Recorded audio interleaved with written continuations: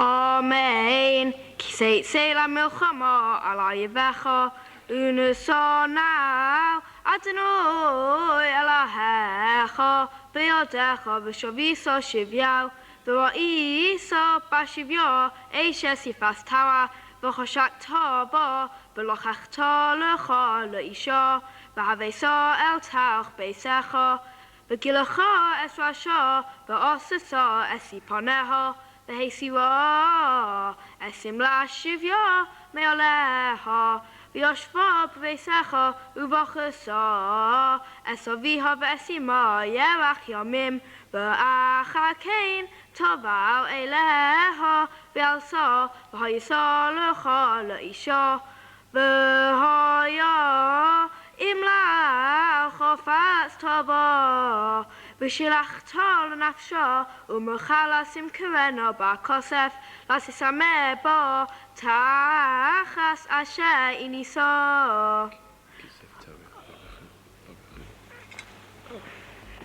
ברכו אדוני המבורך ברוך אדוני המבורך לעולם ועד ברוך אתה אדוני אלוהינו מלך העולם אשר ברוך בנו מכל העמים ונעשה לנו את תורתו ברוך אתה אדוני נעשן התורה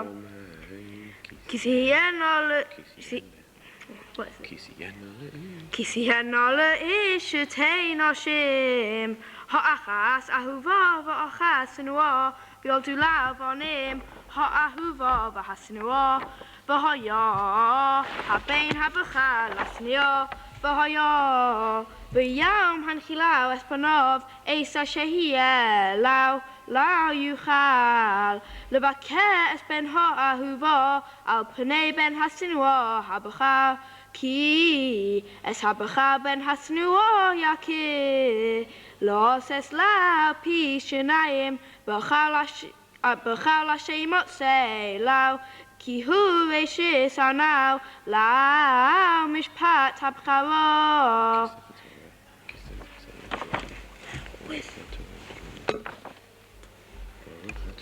ברוך אתה אדוני אלוהינו מלך העולם אשר נתן לנו תורת אמת וחיי עולם נטע בשכנו ברוך אתה אדוני נעשן התורה אמן כי יהיה לאיש בן שרה מראה איננו שומע בקול אביו ובקול אמו ויסרו עשו ולא ישמע עליהם בסוף סובו אביו ואמו והוציאו עשו על זקני עירו ועל שער מקומו ויאמרו אל זקני עירו בנינו זה שרה מראה איננו שומע בקולנו זלהו וסבם וגמרו כל אנשי עירו באבנים במס והטהרה מקרבך וכל ישראל ישמעו ויראו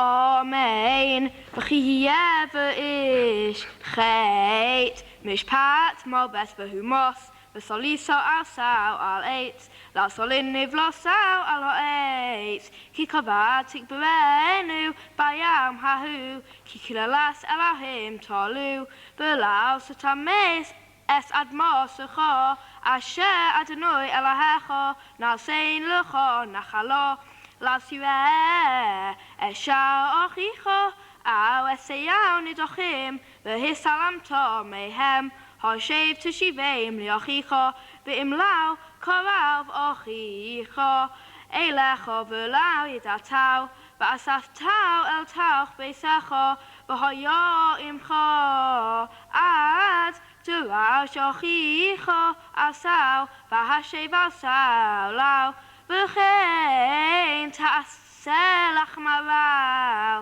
וכן תעשה לשמחו וכן תעשה לכל עבודת אחיך אשר תעבד ממנו ומצאתו לא תוכל להסלם לא סירה את חמר אחיך על שרון נפלים בדרך, והסלמתו מהם, הוקים תוקים עמו. לא יאכל גבר על אישו, ולא ילבש גבר שמלת אישו. כי סרבס אדוני אלוהיך כל עושי אלה. כי יקרא כאן סיפר לפניך בדרך בכל עץ על האורץ. אפרחים על ביצים והועים על ורסס על האפרחים על הביצים. לא תיקח הועים על הבונים, שלח תשלח אסועים, ויש הבונים תיקח לך. למען ייטב לך והארכת ימים.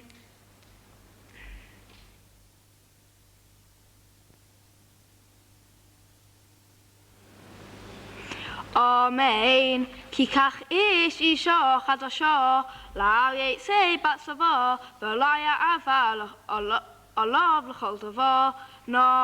כי יהיה לבישר שונו אחוס, ושימח את אשתו אשר לקח. לא יחבל לחיים ורוכב, כי נפש הוא חבל. כי מוצא איש גנב נפש מחוף מפני ישראל. והסעמה בעל ומכורו ומס הגנוב ההוא ולטהרו מקבחו. הישומר בנגע הסורס לשמר מאוד ולעשס כחל. אשר יראו אצלכם הכהנים הלוויים, כאשר ציוויתם תשמרו לעשס. זוכר עץ אשר עשה אדוני אלוהיך למרים בדרך פצצכם ממצרים. כי תשב בריחו משס מאומו, לא סובר אל בישר לעבר תברתו, בחוץ תעמוד. איש אשר אתה נשבר יוציא אליך את העברת החוצה. ואם איש עני הוא לא תשכב בעברתו, תושיב לו את העברת קרב השמש, ושוכב בשמוסר וברכך. ולך תהיה צדקו לפני אדוני אלוהיך. אמן. לא תעשוק סוחר עני ואביון מאחיך מקרבך, אשר פרסך ושורך בימיו. תיתן שכרו ולא סבר עולב השמש. כי עני הוא ואלוהיו הוא נשא את נפשו. לא יקרא עליך אל אדוני ויברך חטא. לא ימסו אבוס על בנים, ובנים לא ימסו על אבוס. איש בחטאו ימסו.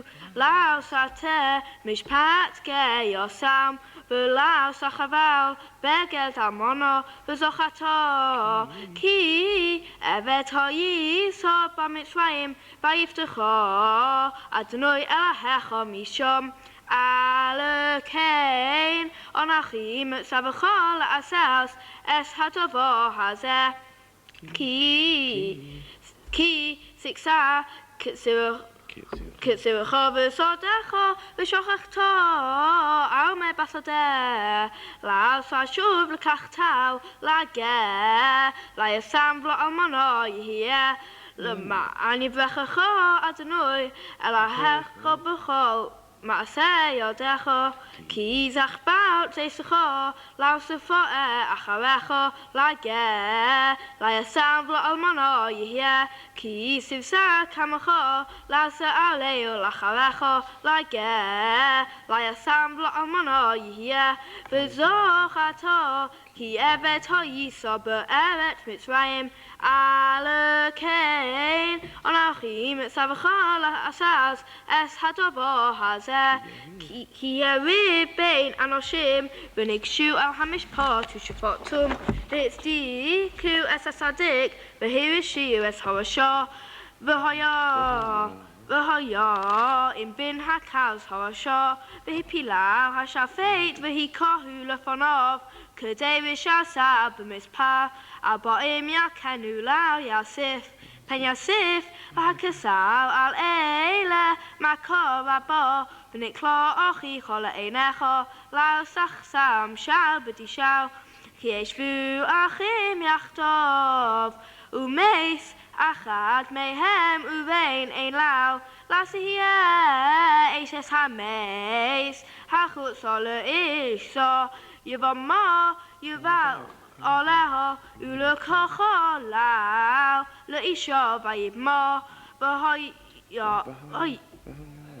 והיה הבכה אשר תלד יקום על שם אחיו המץ לימחה שמה בישראל ואם לה יחפץ האיש לא ככה סס יבמתו ועולסו יבמתו השור אל הזקנים ואמרו מאין יבוא מי להקים לאחיו שם בישראל לעוד בו יבמי וקראו לזקני עירה ודיברו אליו ועמד ואמר לחפצתי לקחתו ונקשור יבמתו אליו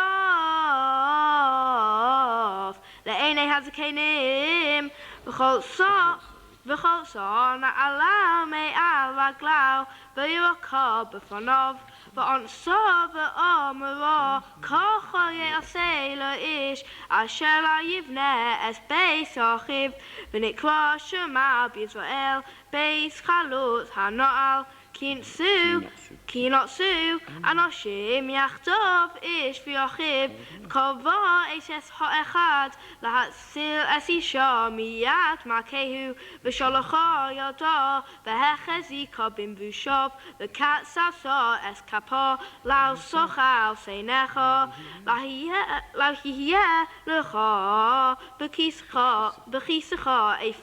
אבן ואבן גדולה קטנה לא יהיה לך בכיסך בביתך איפה ואיפה גדולה וקטנה אבן שלמה וצדק יהיה לך איפה שלמה וצדק יהיה לך למען יאריכו ימיך על האדמה אשר אדוני אלוהיך נושא לך כי סבס אדוני אלוהיך כל עשה אלה כל עשה אבל זוכה אס אשר עשה לך עמלק בדרך בצאתכם ממצרים אשר קראך בדרך ויזנה וכה כל הנחשלים אחריך ויעתור אויב ויגע ולא ירא אלוהים והיה בהניח אדוני אלוהיך לך מכל אויביך מסביב בארץ אשר אדוני אלוהיך נושא לך נחלה ולבשתו תמחה אשיך עמלק מתחת השמיים לא תשכח.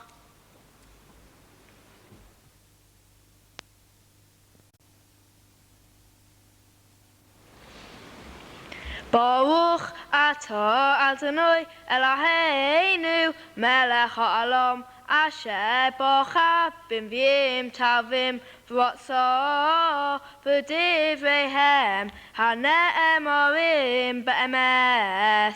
ברוך אתה אדוני הבכה בתורה ובמשה עבדו בישראל עמו ובנביאי האמת וצדק.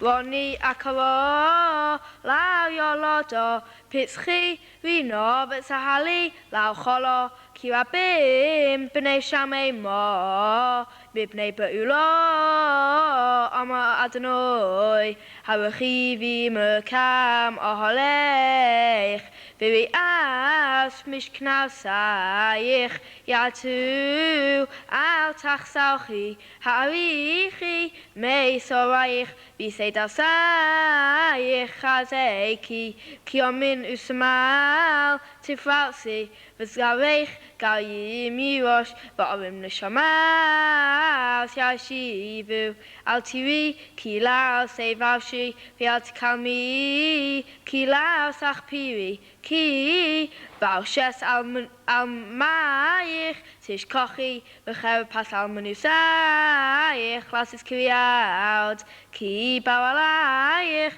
על סייך אדוני סבאל שמעו וגר עליך קדש ישראל אלוהי כל הארץ יקרא כי כאישו עזובו ואת סובס רוח כרוך אדוני באשס נעורים כי שמועס אמר אלוהיך ברגע קטן עזבתך וברחמים גדולים אקבצך בשפסף כסף הסתרתי פוני רגע ממך ובחסד העולם ניחמתך אמר גר עליך אדוני כי מי נוח זס לי אשר נשבעתי מערבה מי נוח אז על האורץ כן נשבעתי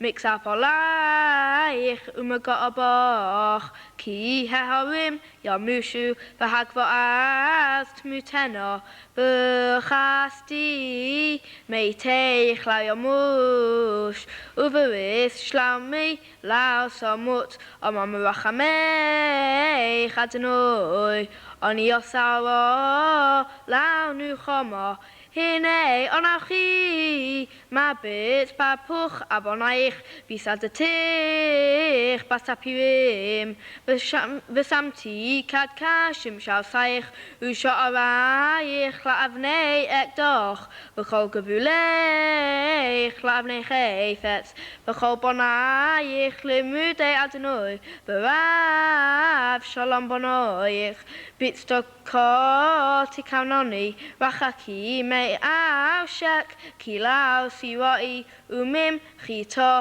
כי לא סקרב אלוהיך הן גר יוגו אפס מעשי מגויתוך עלייך יפל הנה אנוכי בראשי חרוש נפח באש פחם ומעשי חליל למעשהו ואנוכי בראשי משכיס לחבל כל כלי יוצא עלייך לא יצלח וכל לשון תקום מתוך למשפט תשי זס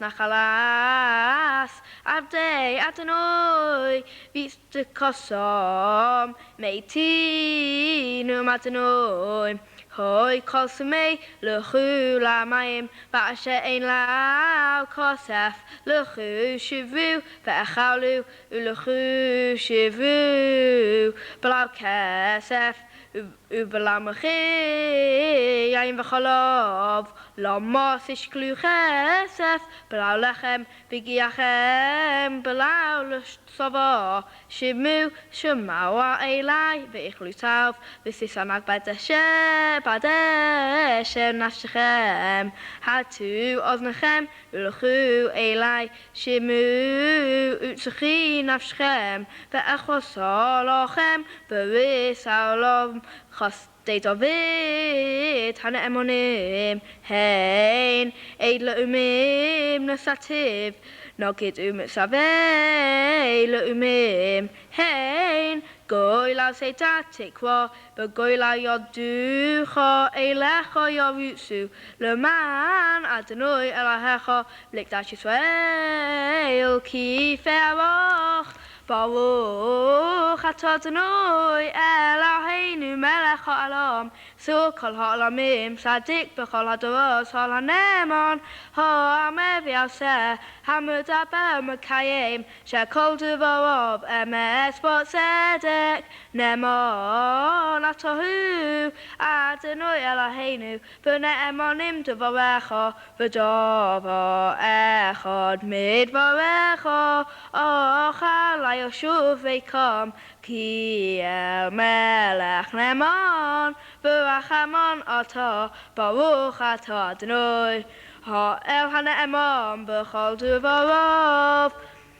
v'achei Matzion, Ki hi beis chayenu b'la'alu vas nefesh tashia b'imheiro b'yameinu baruch ata Adonai Mesameach siyam b'voneha Samcheinu Adonai Eloheinu b'Eliyahu hanavi adecha U'v'malchus beis David Mashiachecha B'mheiro yavar v'yigeu libeinu Al kisar la'yeshev zo v'la'yinchelu Al dacherim es kvardav Ki v'shem kodshcha nishbat olau Shelo yichbenei rau Yalom bored baruch Ata Adonai Mogen David Al hatarav Yal havadav Yal hanvim V'yal yam hashabos hazeh Shonasat olanu Adonai Eloheinu L'kedusha v'limenucha L'cha v'adu l'sifores Al hakal Adonai Eloheinu Anachnu maldim loch U'mevorachim asach Yisparach shimecha b'fi kol chai Tamid li'alam bored baruch ata Adonai Mekadesh HaShabbos. Very good. Mazel tov. Well done. Please God next Shabbos.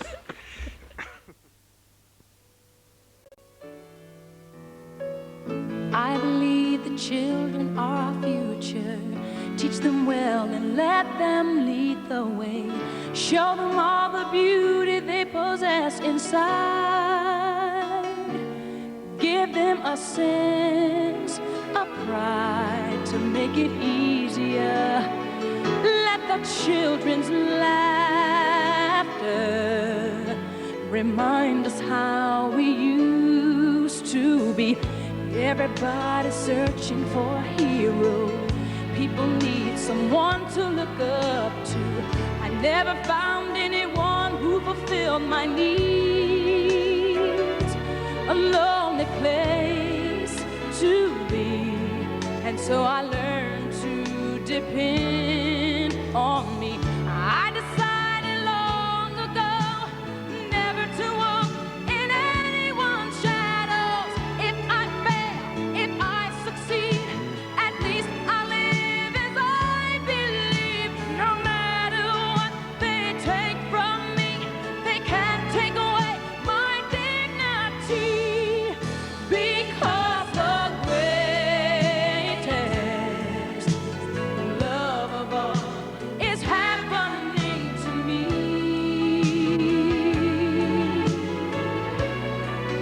I found the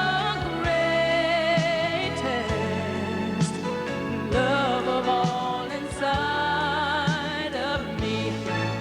The greatest love of all is easy to achieve.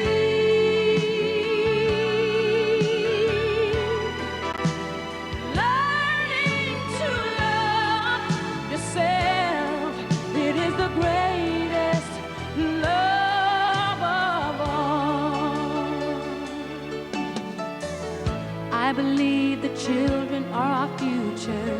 Teach them well and let them lead the way. Show them all the beauty they possess inside.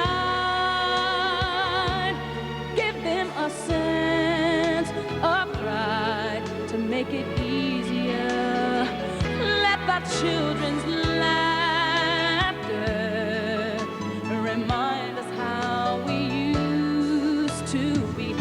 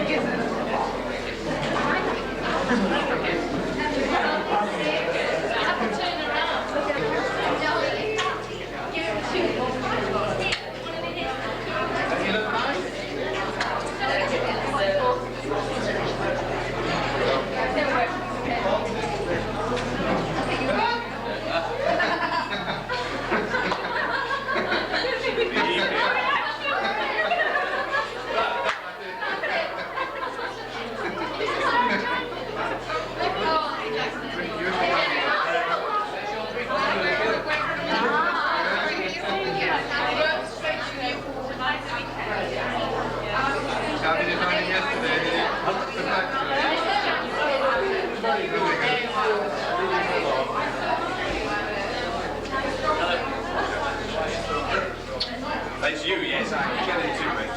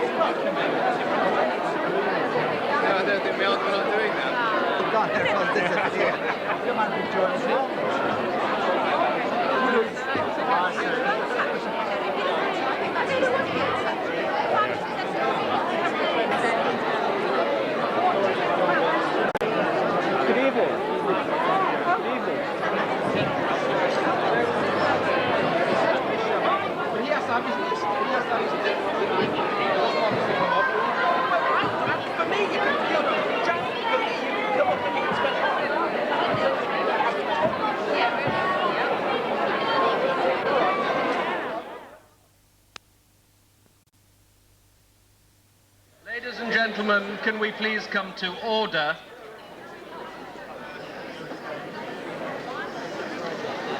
Ladies and gentlemen, my name is Jonathan Davis.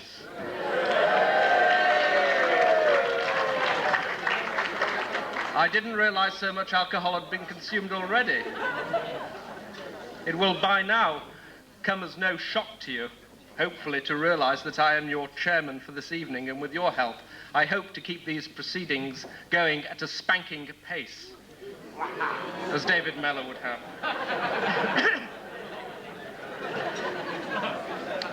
Before calling on Gabby to make a motzi, our hostess has intimated that she would like to say a few words of welcome. But before she does, I must be allowed to indulge a few words of reminiscence about our much-loved host and hostess. Millie and I go back a long way into our earliest years. I remember vividly our holidays that our families took together. They were very close. I must say how marvelous it is this evening to see Mrs. Berman here with us, so vibrant.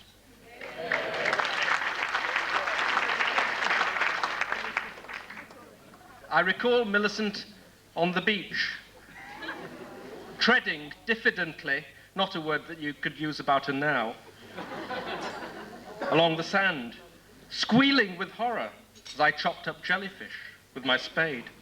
Others were children of the 60s. They were flower power children. We were children of the City Commercial Club. Now, that may not mean a lot to many of you, but believe me, it engenders very close bonds. In our adolescent years, we drifted apart somewhat, and then she burst into my life again at university, this time with Michael in tow. They married, and Millie has cut her swathe through matrimonial bliss ever since. And Michael, what a tale, what developments. When I first knew him, he was a staunch Labour man, espousing the benefits of universal comprehensive education, at least until the time came for his children to go to Manchester High and Manchester Grammar School. Then in the 80s, the socialist chrysalis emerged as an unreconstructed Thatcherite yuppie, Freeman of the City of London, Freemason, chairman of Hillel House, and most amazing of all, to those of us who knew him well, a pillar of orthodoxy. Would you believe it? More of that, no doubt, later. However, it is my pleasure, ladies and gentlemen, to introduce your hostess this evening to say a few words of welcome to you.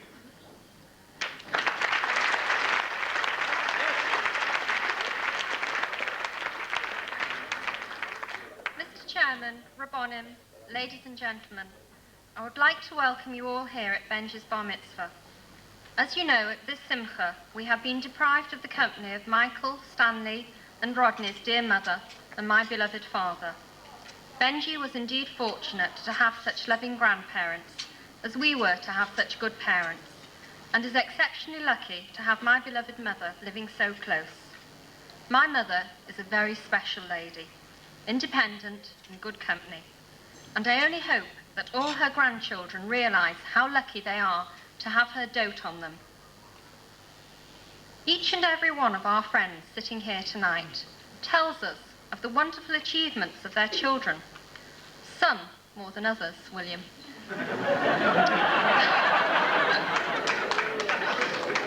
They play the piano, they play the guitar, the clarinet, the flute, they act.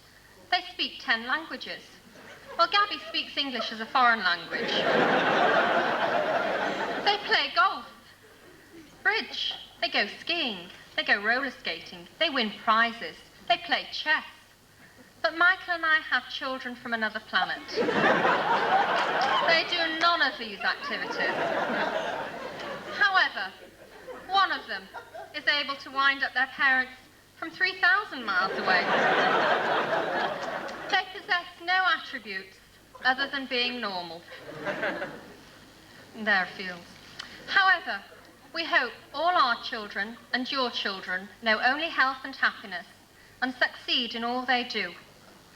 I must also pay tribute tonight to my husband, a very unusual person. Always right, never miserable, happy, charming, thoughtful. I often wonder which child has inherited these priceless gifts. I don't have to look far. Benji, have a happy bar mitzvah and enjoy the evening.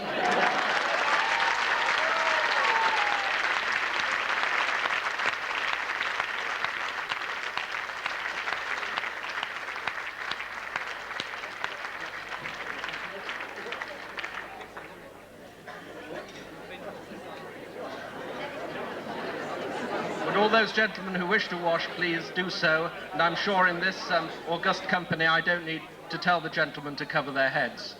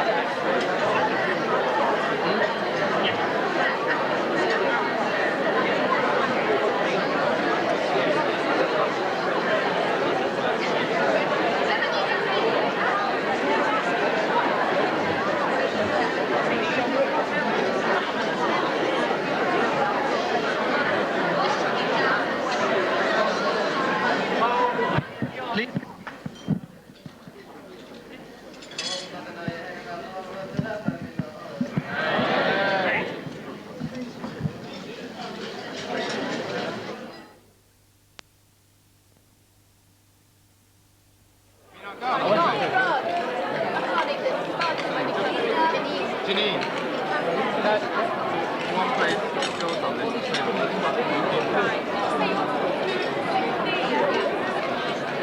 Right.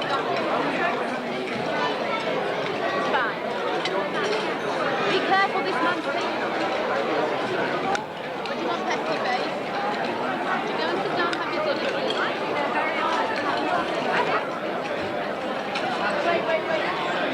Can you get a copy? Photocopy. Can you get a copy? Yeah, photocopy. Not smiling about this.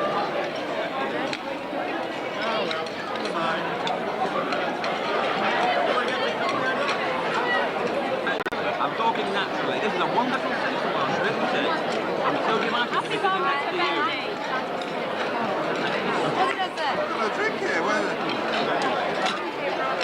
excuse me, Millie, of all people, did you have to put me next to Anne Frey?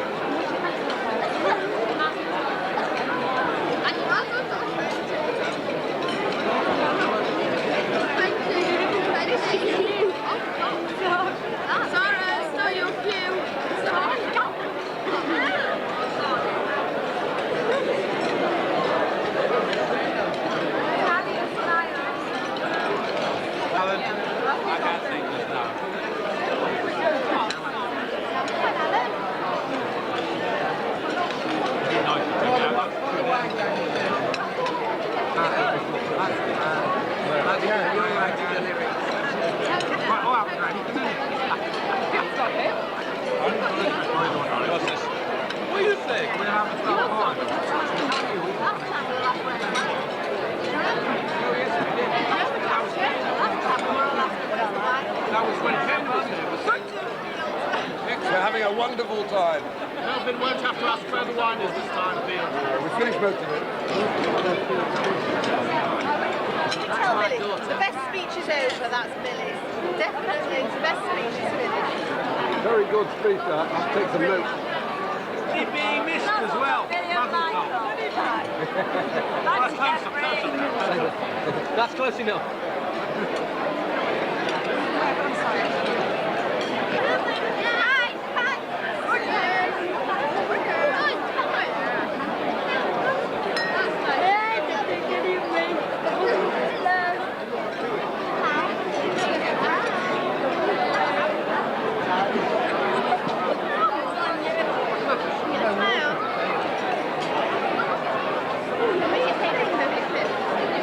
Not our problem, his parents. Sitting at the table, pulling off the table. Where is it? Sat at the table, pulling off the table Well, next to Julia. Well, it's not our problem. I wish you all lost it. I'm slightly shipped.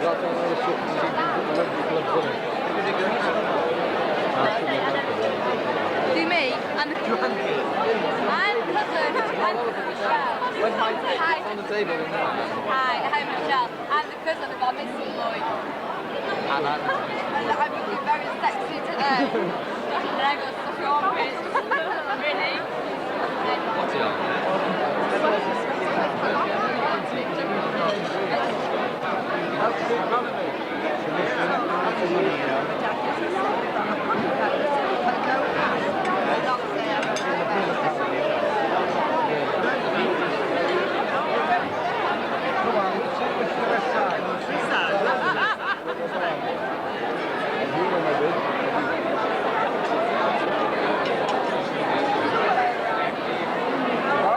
Teasing old dog, you tricks.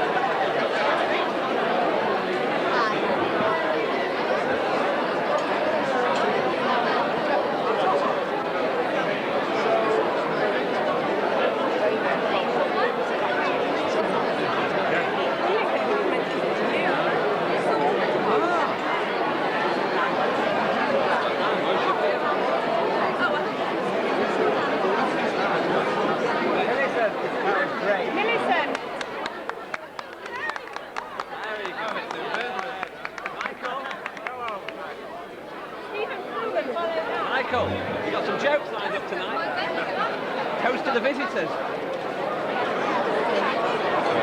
I think it's very nice.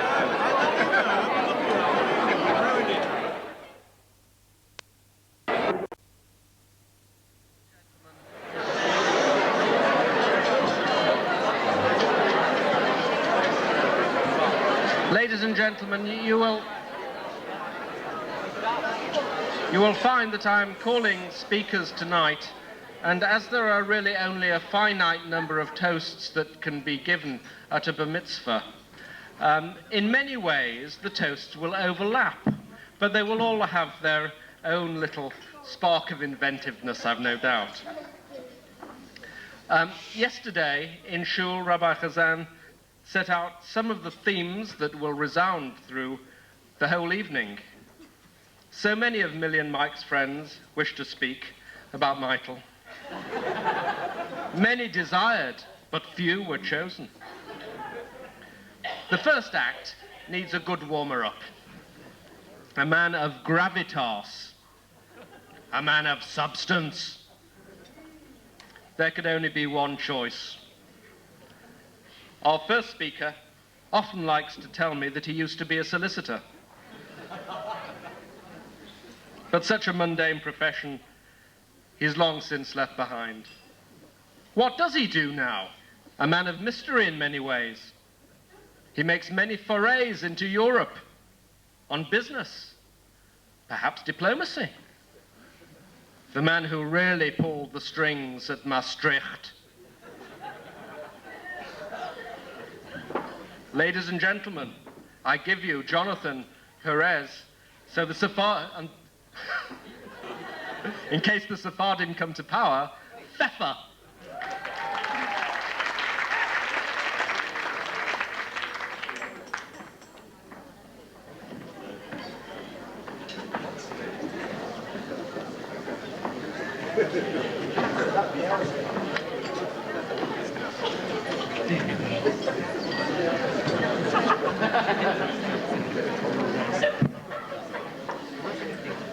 Mr. Chairman, Rabbonim, Michael and Millie, Benjamin, ladies and gentlemen, and chartered accountants.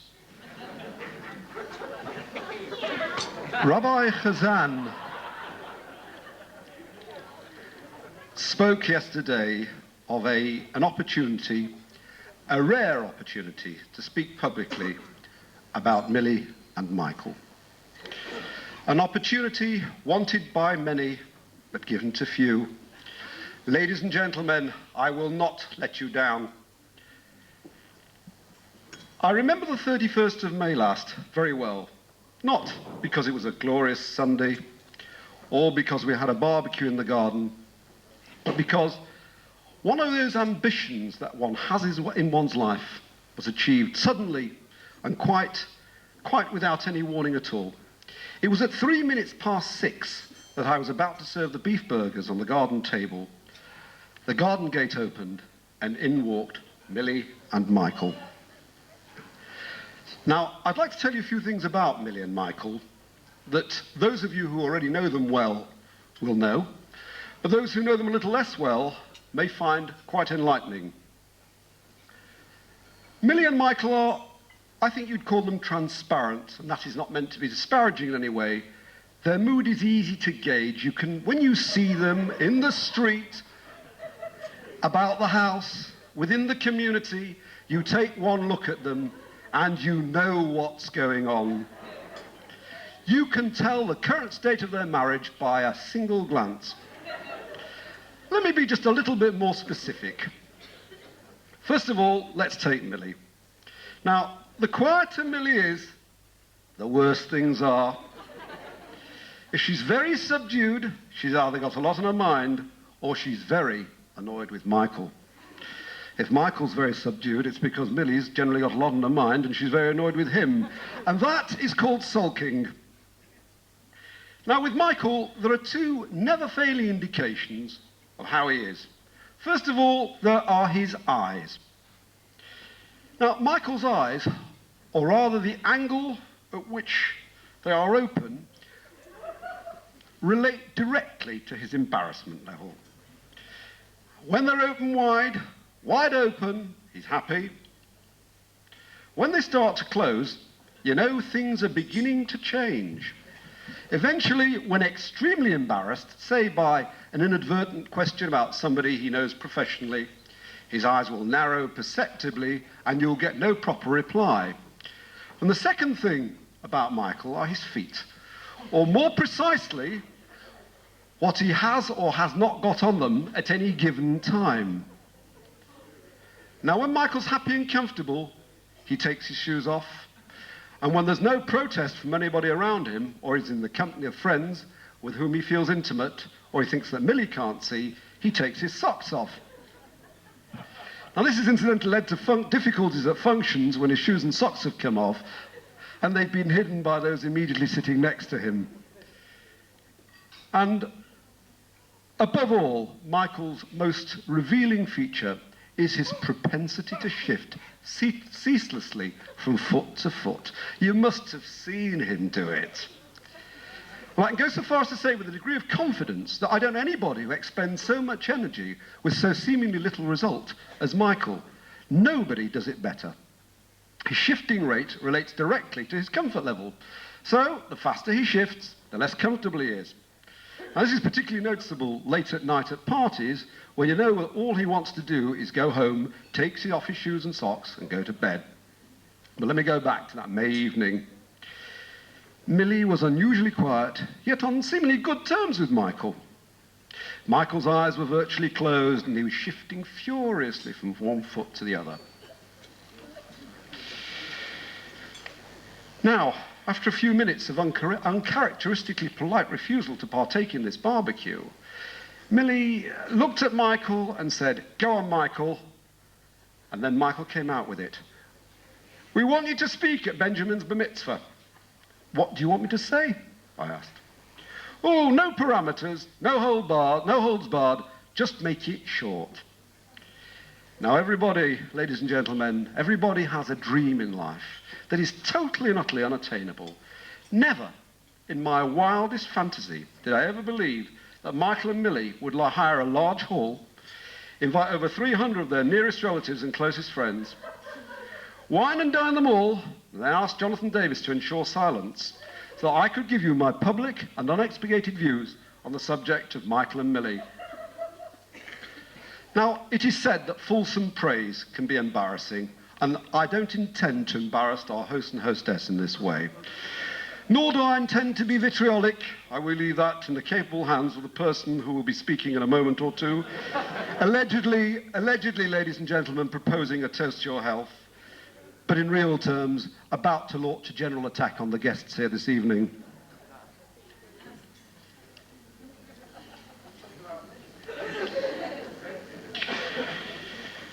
Now, when you think of people, you think of their home. And when I think of Michael and Millie, it's not the dreadful cuckoo clock, the shrieking children, the circular settee, you're never really quite sure which way you're supposed to face. The unplayed piano, has it ever been played?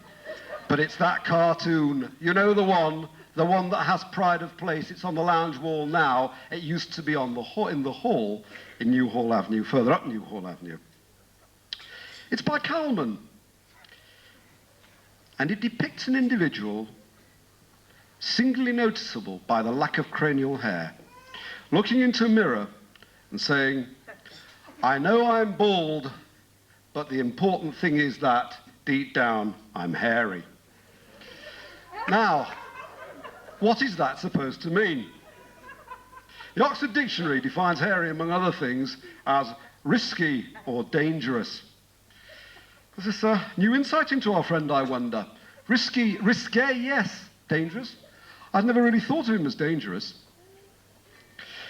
But it really places a completely new dimension who, throughout our friendship, signed their birthday cards and anniversary cards, love from Millie, Michael, and KGB, because I'd always understood that the KGB stood for Karen, Gabby, and Benjamin. But having had a chance to reflect on it, and thinking about those trips to Moscow and Prague, Michael's Russian hat, that old leather jacket, and their neighbour in Natanya who rejoices in the name of Mrs. Reznik, and with whom they appear to be in permanent communication, I'm beginning to wonder. So what can you say about a person who's a close friend, intrepid reader, book reviewer, local librarian, bridge partner, supplier of needlework and erstwhile travelling companion? And what can you say about a man who enjoys the freedom of the City of London, yet who, after being locked out, has climbed more of his own drain pipes late at night than most of the thugs in Broughton Park?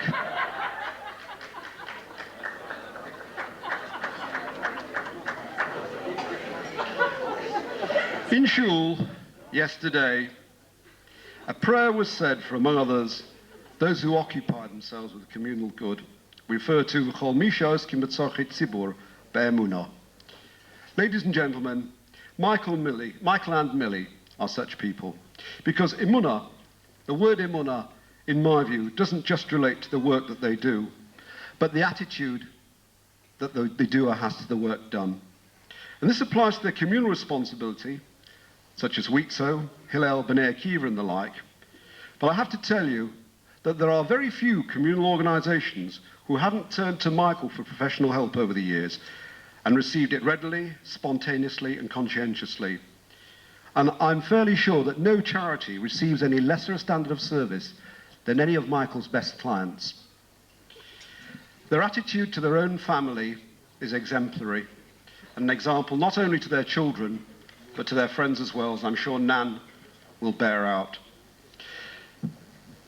Shulamit and I are not just friends of Millie and Michael, we share a friendship with them, and that means sharing their happy and their sad times together.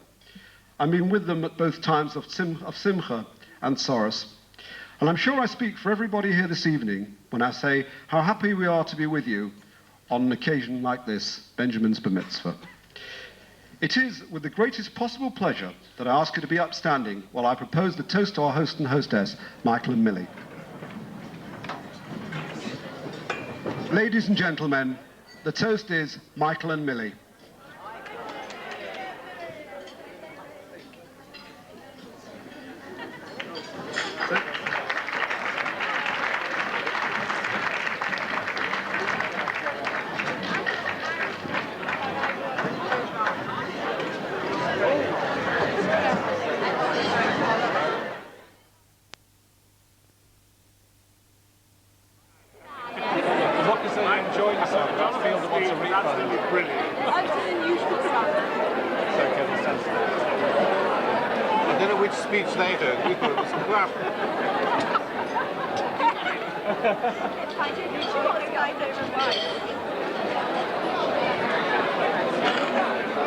We don't cuddle in public. And we think, Michael, you're fantastic.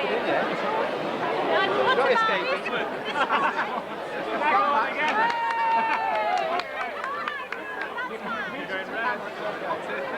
And she plays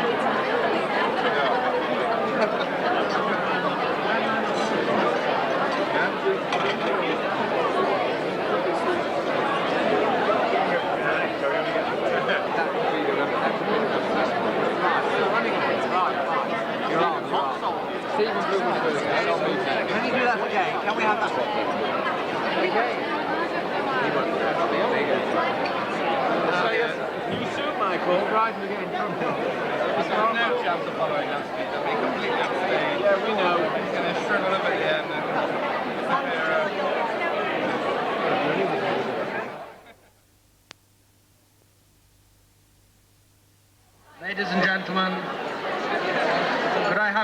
please. Ladies and gentlemen, we are now arriving at the heart of the formal proceedings. I am now going to call upon the clerics to give their berachot to the mitzvah boy Benji. And first of all, I would like to call on Rabbi Eli Cohen, who is Benji's teacher, a teacher who I believe is greatly admired by his Talmidim, a man who has the ability to inspire his pupils with great enthusiasm and love for Judaism. Please give your attention to Rabbi Eli Cohen.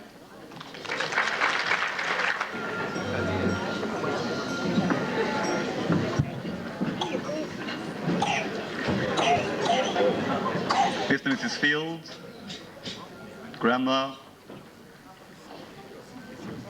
ladies and gentlemen, my colleagues Rabbanim, and of course our dear Bar Mitzvah, Benji. It's always a pleasure to come to a Bar Mitzvah of one of my MGS pupils, for it saves me arranging an annual parents' evening. Kanei Nahara, whenever I come, there are always familiar faces, parents. Yesterday I got rapped on the knuckles for saying old parents, rather parents of old children, old pupils. Yes, Benji, Gabi, the others call a roll call. Robert, Neil, say yes, sir. Stephen, Julian, etc., etc. You must all be very thankful to your parents for having the wisdom and the foresight to ensure that education in Torah and mitzvahs continues beyond the primary school level.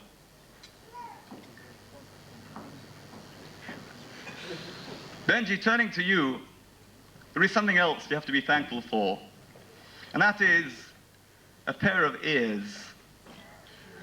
Now, ears, apart from the usual usage of hearing and listening, I like to refer to your ears as grin stoppers. If not for your ears, I think the grin would never stop. Yesterday in shul, the mitzvah boy would be up there on the bimah, apprehensive, nervous, unsure of himself. Benji was grinning from ear to ear.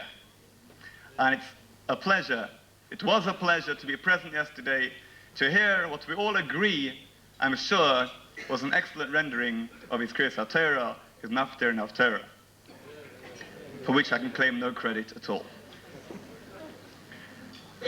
So that's my first bracha to you, Benji. Go through life, never stop grinning. May Kadosh Baruch Hu always bring you opportunities, success, happiness, that your grin remains forever. This leads me on to a little idea which I would like to share with you this evening. Benji, your Sedra was Parashas Kiseitse. However, tonight is the beginning of the week of Kisavai. And therefore, we should really look at a link between the two Sedras, Kiseitse, the one Benji read, and Kisavai, the one we are beginning this week. Kiseitse ends with the battle, a reference to the battle fought against Amalek. Amalek, our arch enemy. Amalek, who we are told again and again, Mochai Timche, erase Amalek. Amalek were the people who, as we, Am Yisrael, left Egypt, left Mitzrayim, all the nations of the world stood up in awe before us.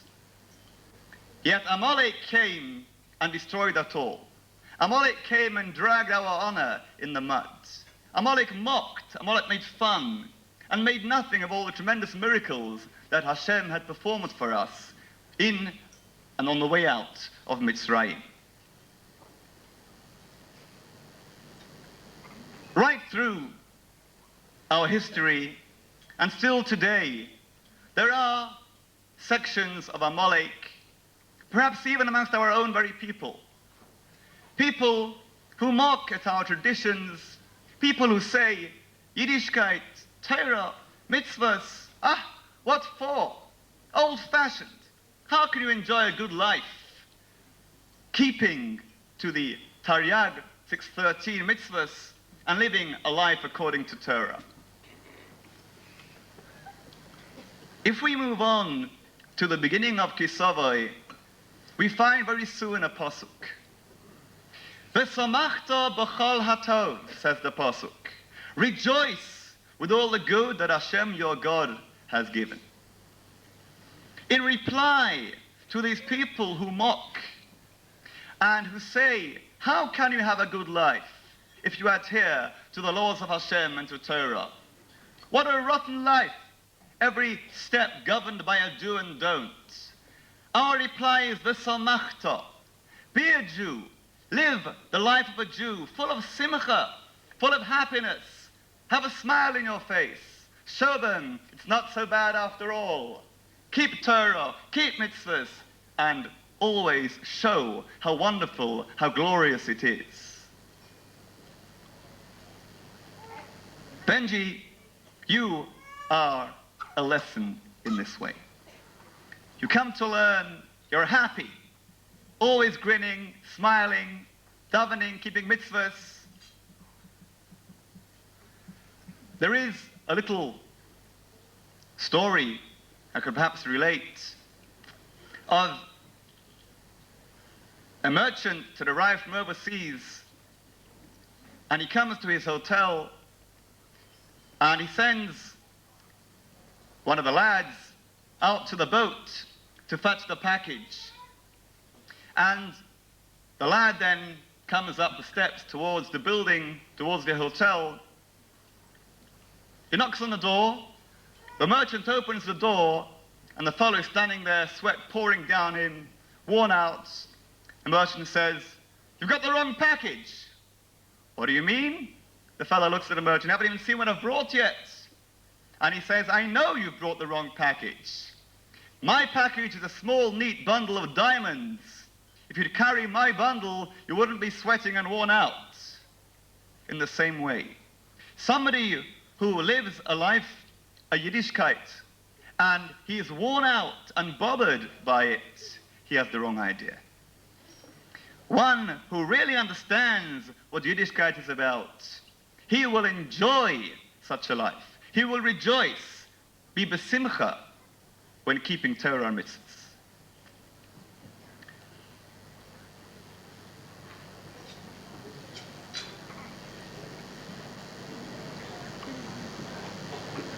You may think, Benji, that if you carry on the way you are, carry on keeping Torah mitzvahs with a simchas hachaim, joie de vivre, a joy for life, well, okay, that's me. How do I affect anybody else? What does it mean? Why should I bother? The story is told of a working man that came home one evening with work to do. His wife had gone out and left him to look after his 7-year-old boy. He was quite upset. He got down to work, and very soon the boy came nudgering and nagging, "Daddy this, Daddy that, Daddy the other." And the father, becoming quite frustrated, took out a newspaper from his case, and there was a map of the world. He cut up the map into 20 different sections, 20 different pieces, and said to the boy, "Right, here, go on, challenge for you. Put it together now again. All correct." His kid was 7, how much would he know? Japan, Italy, the countries of the world, and he was sure he'd have an hour of peace. 5 minutes later, the boy is there pulling his trouser leg. Daddy, I've done it, I've done it. What? I didn't know you were a whiz in geography. Let me see. Sure enough, all stuck together, beautiful, the whole world laid out before him. And the father said to the son, tell me, how did you manage? Easy, Daddy. He turned over. The outside of the page was an advert for Burton's, a picture of a man neat in a suit and a case. Daddy, I can draw a picture of a man, put it together, no problem. The point I want to make is, Benji, if you make a good man, you make a good world.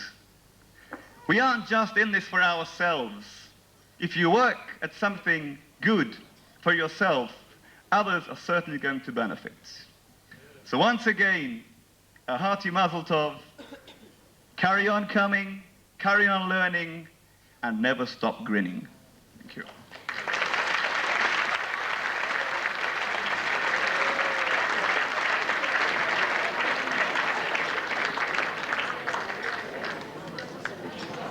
Thank you, Rabbi Cohen. Ladies and gentlemen,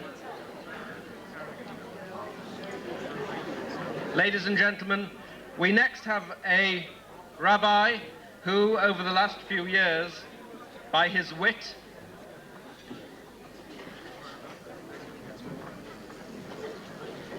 his immense learning, and his freshness and independence of mind, in a town whose clerics are not generally known for independence of mind, has illumined our community. A man at ease in the world of Emerson and Marx, as we heard yesterday, as well as in the intricacies of halachic discourse and Hasidic philosophy. A brave man, too. He had to be to take on the holy law. Ladies and gentlemen, I call on Rabbi Yossi Chazan.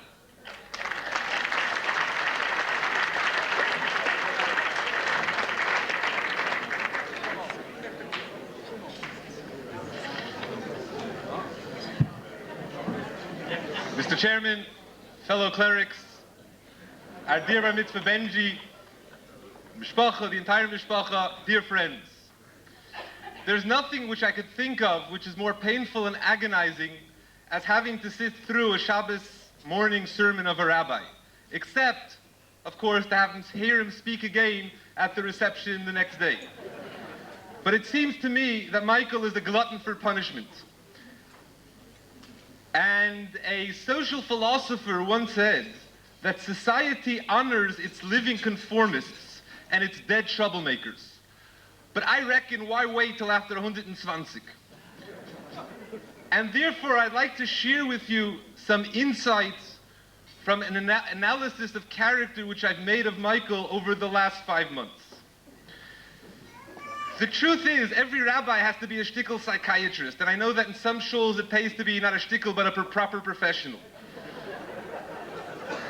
And being that I'm an American, we Americans are very, very familiar with psychiatrists. I've mentioned very often that in the States, psychiatrists are so popular that they have to have their couch reupholstered a few times a year, because no sane person would do without it. But in the States, either you are a psychiatrist or you're going to one, and I'd rather be the former than the latter. And therefore, they say, I think I once mentioned, it was Sam Goldwyn, who once said that anyone who goes to visit a psychiatrist ought to have his head examined. Because they say it's the care of the id by the ad. By someone who asks you all of these expensive questions your wife asks you for nothing, and then he takes all your little worries and lumps them together in one big complex, and he finally cures you by shock treatment when you get the bill. But for the past 5 months, when Michael has been davening for the Amud, in the middle of Chazoras Hashatz, when I just have to answer Amen every few minutes, I sit and I stare and I gaze and I observe, trying to psychoanalyze Michael. And I could really ask everyone, if you want to see something which is quite unique, come to the Holy Law on a morning every Shachris and carefully observe the mannerisms, the facial expressions, the vocal tones, and the body language of Michael when he davens. A hin and a hair, and he's sitting, and it's something outstanding.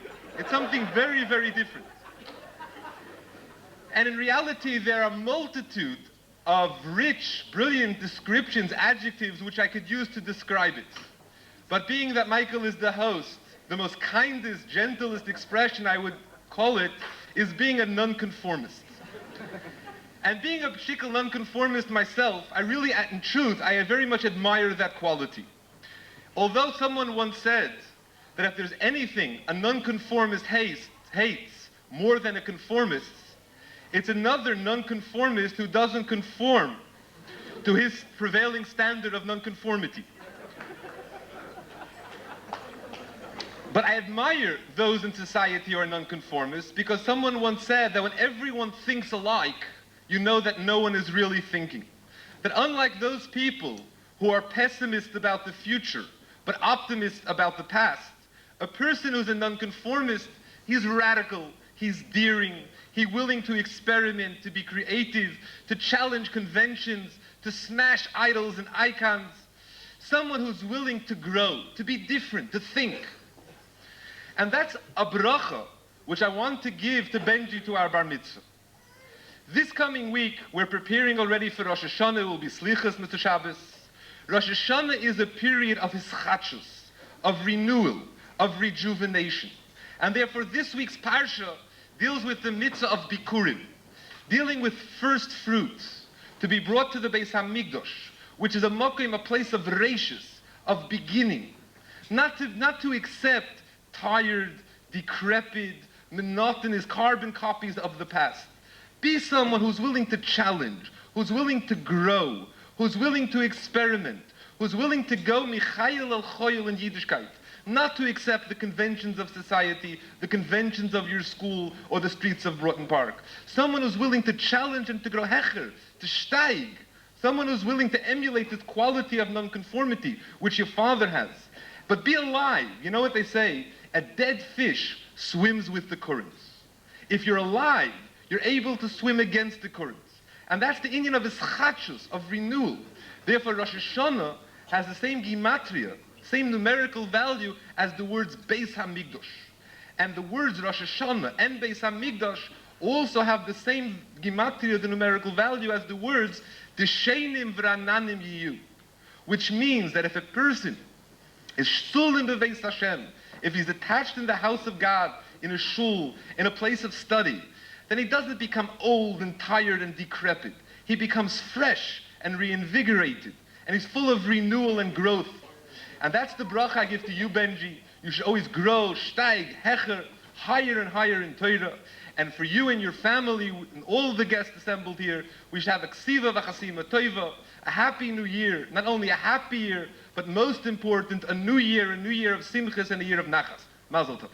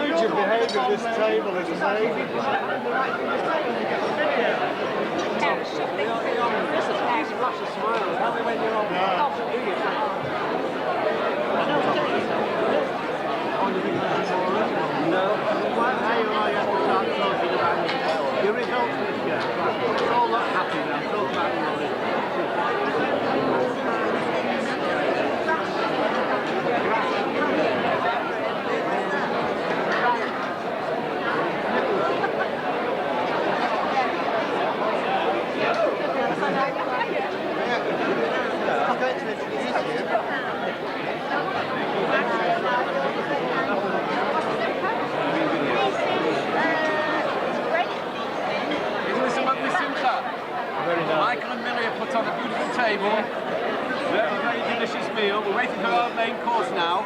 It's 20 to 10. Wait till Michael gives a speech in his usual deadpan way. We've heard everything from Martin, so we'll say nothing.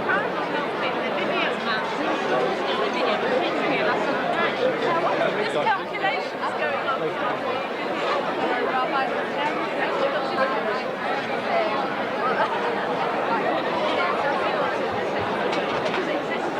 Right here.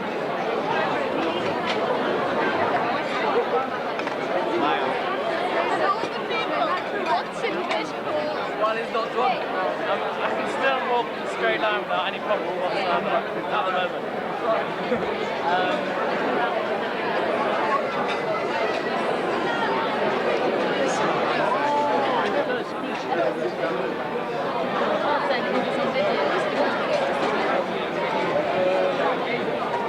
Could have taken it without a video.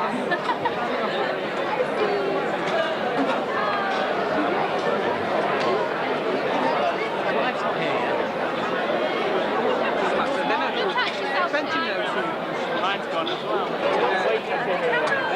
That was been waiting to hear. Michael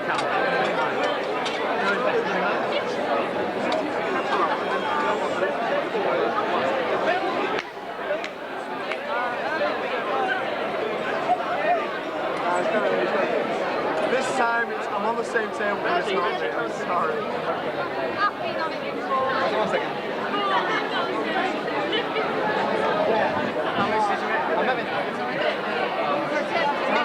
Who the hell is that? Who's she? Get up, I'll say. This is the mitzvah.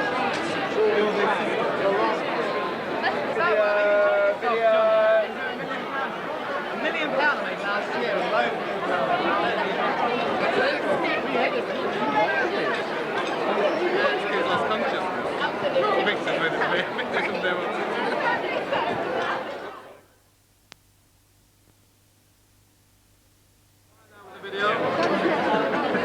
Are we on tape as well? Is this going to be a... You with Yossi saying something now. Sound as well? Sound video too?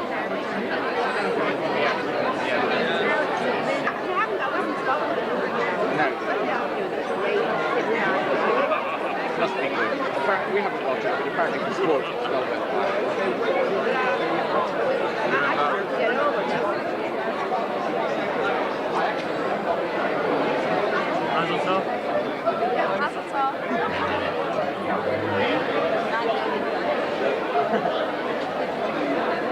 It's not here, Jeffrey.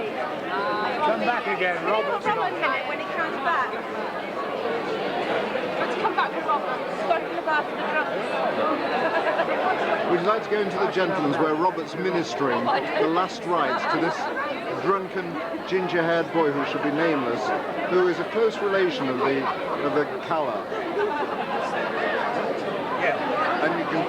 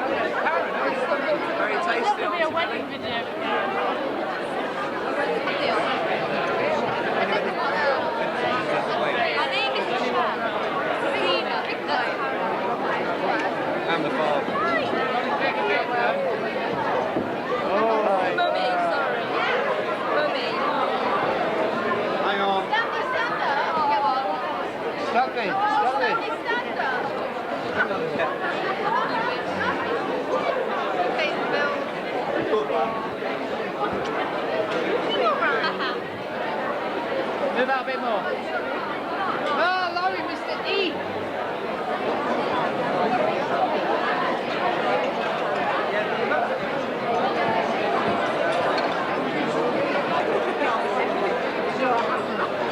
It's only milliliters.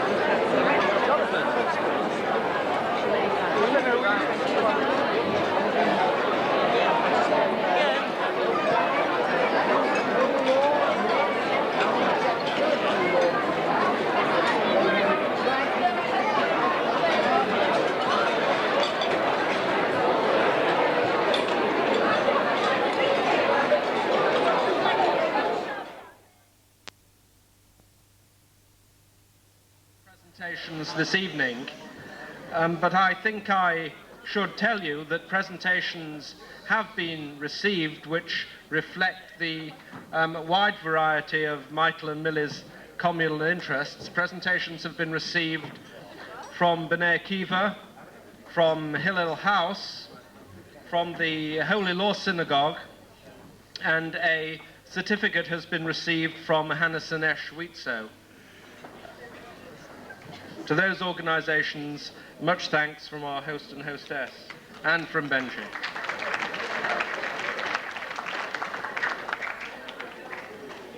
I now have much delight in presenting to you Nicola Jane Field, who will present the Loyal Toast.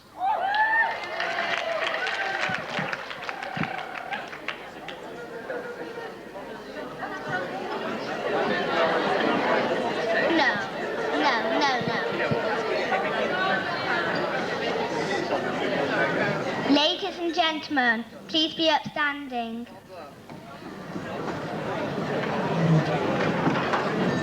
And charge your glasses. The toast is Her Majesty the Queen Duke of Lancaster.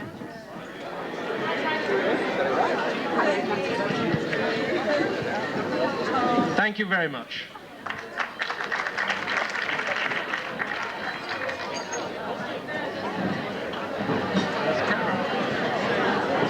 Where's Karen?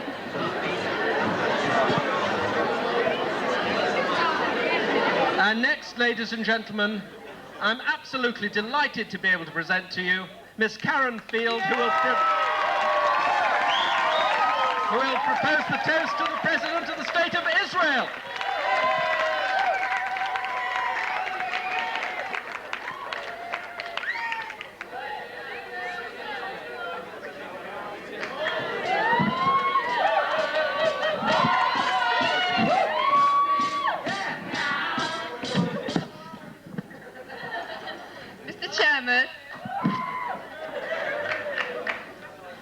Mr. Chairman, Rabbonim, ladies and gentlemen, before I give the toast to the State of Israel, I would like to point out that I should not be here, or even speaking, but I couldn't let the opportunity pass of saying how much I love my parents, my uncles and aunts, and all their friends. And I didn't really want to dance to Boishe Samir and his band. Benjamin Farrell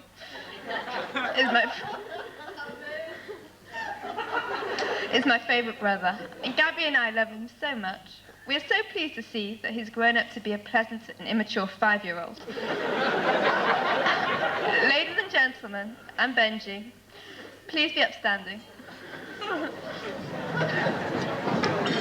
The toast is the President and State of Israel.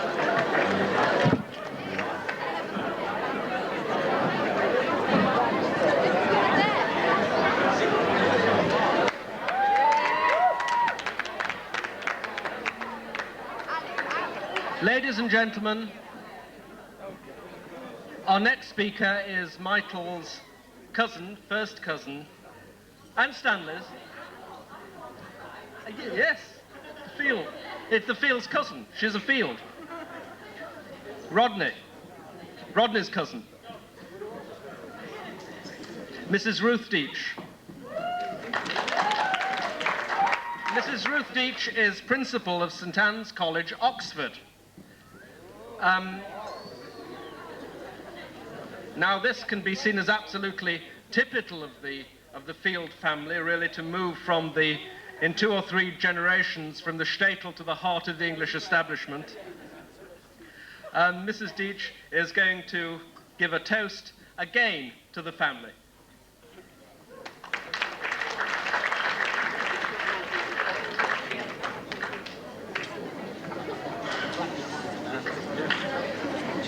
Mr. Chairman, host and hostess, Rabbonim, guests, family. I don't quite know what my claim is to be standing here, except that it occurred to me when I heard one of the previous speakers, if ever there was a nonconformist in the family, it is not actually Michael, it's me, and I'm about to make a confession. I'm actually the black sheep of the family. I'm the one who got away under the net. But I've come back to repent my sins and tell you all about it. I've come here to praise the family in all its meanings, the wider meaning and the narrower meaning, very narrow in the case of the fields indeed. And it's a highly appropriate time at which to do so. We've all been saturated in the last few weeks with news about Charles and Di, Fergie, David Mellor, one of my favourite topics. I was on the radio programme, Any Questions, and we got a Mellor question. I didn't actually cope with it very well, but the person who was best on that programme was the politician Robin Cook. And what he said of David Mellor was, he said, "I don't care what David Mellor does at night, it's what he does by day that should be interesting the country." And I spoke up for middle-aged married women on that occasion. But I can't say that Mellor really engages my sympathy. I've had my eye on him ever since he went to the Gaza Strip a couple of years ago and started being rude to Israel. Mellor said that there might be a Zionist conspiracy against him, but it's not that. I put my evil eye on him, I think, and this is what has led to his present downfall. Anyway, a man who can't control two women in his life really shouldn't be minister of anything, let alone minister of fun. Not that it's a good time, speaking of the family, to be a man at all. As you know, men have, by virtue of recent scientific developments, become virtually unnecessary. Everyone seems to be into surrogate births and various unnatural practices. I'm glad to say I grew up in an era of do-it-yourself. But men are, it seems, otiose and are suffering for it. They've been reduced to decorative purposes. So if you want to continue to keep your place, you better spruce yourselves up. Women, too, are going through a rough time, which is why maybe the family is suffering. I was a divorce lawyer, by the way, in a previous incarnation. Too many women around seem to hate men these days, in public anyway, and simply want to exploit them and have babies without fathers and so on, all of which I deplore. I went to South Africa at Christmas, and one of the highlights of our tour was when we went to visit an ostrich farm. The ostrich is a noble bird, and this is what I learned and saw. The ostriches are monogamous. The male has the task of building a nest in which the female lays her eggs. And until he's done it perfectly, she will come over and kick it. So he has to start again. And he has to do it apparently up to 17 times. And when they've had the eggs, he sits on them 12 hours a day, and she sits on them 12 hours a day. If he dies, she promptly remarries, as it were. But if she dies, he never marries again. And I thought the ostrich was a noble bird, and I was deeply upset that evening when we were taken to a restaurant. And you can imagine the menu, can't you? It was ostrich pate, it started with, ostrich omelette, ostrich soup, ostrich steak, and so on. But I expect the ostrich isn't kosher, so that need not detain us. Now, moving to the narrower topic of the Field family. We are first cousins, and clearly, of course, it goes back a long way. I'm told I was a baby at the wedding of Pauline and Nat. And what a tragedy it is today that Pauline is not with us, and of course Nat, when I think of the pleasure that she would have derived from this occasion. And of course, I remember the good old days behind the shop counter. I have a distant memory, I'm not supposed to mention it, of playing around between the potatoes and the cauliflowers and so on.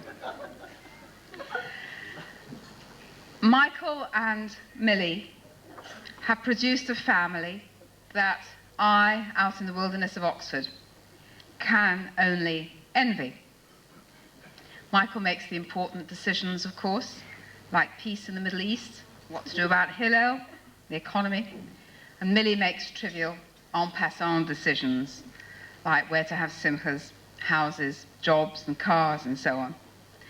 Benji is clearly a chip off the old block. I can't say that I know him very well, but I have caught on to his sense of humour. Because when I rang up this week to inquire as to his characteristics, I asked him, indirectly, what his best subjects were at school. And I got the answer: French, Latin, physics, chemistry, maths, history, geography, woodwork, computer studies. So I soon caught on to the picture, and his favourite food is apparently Zenas.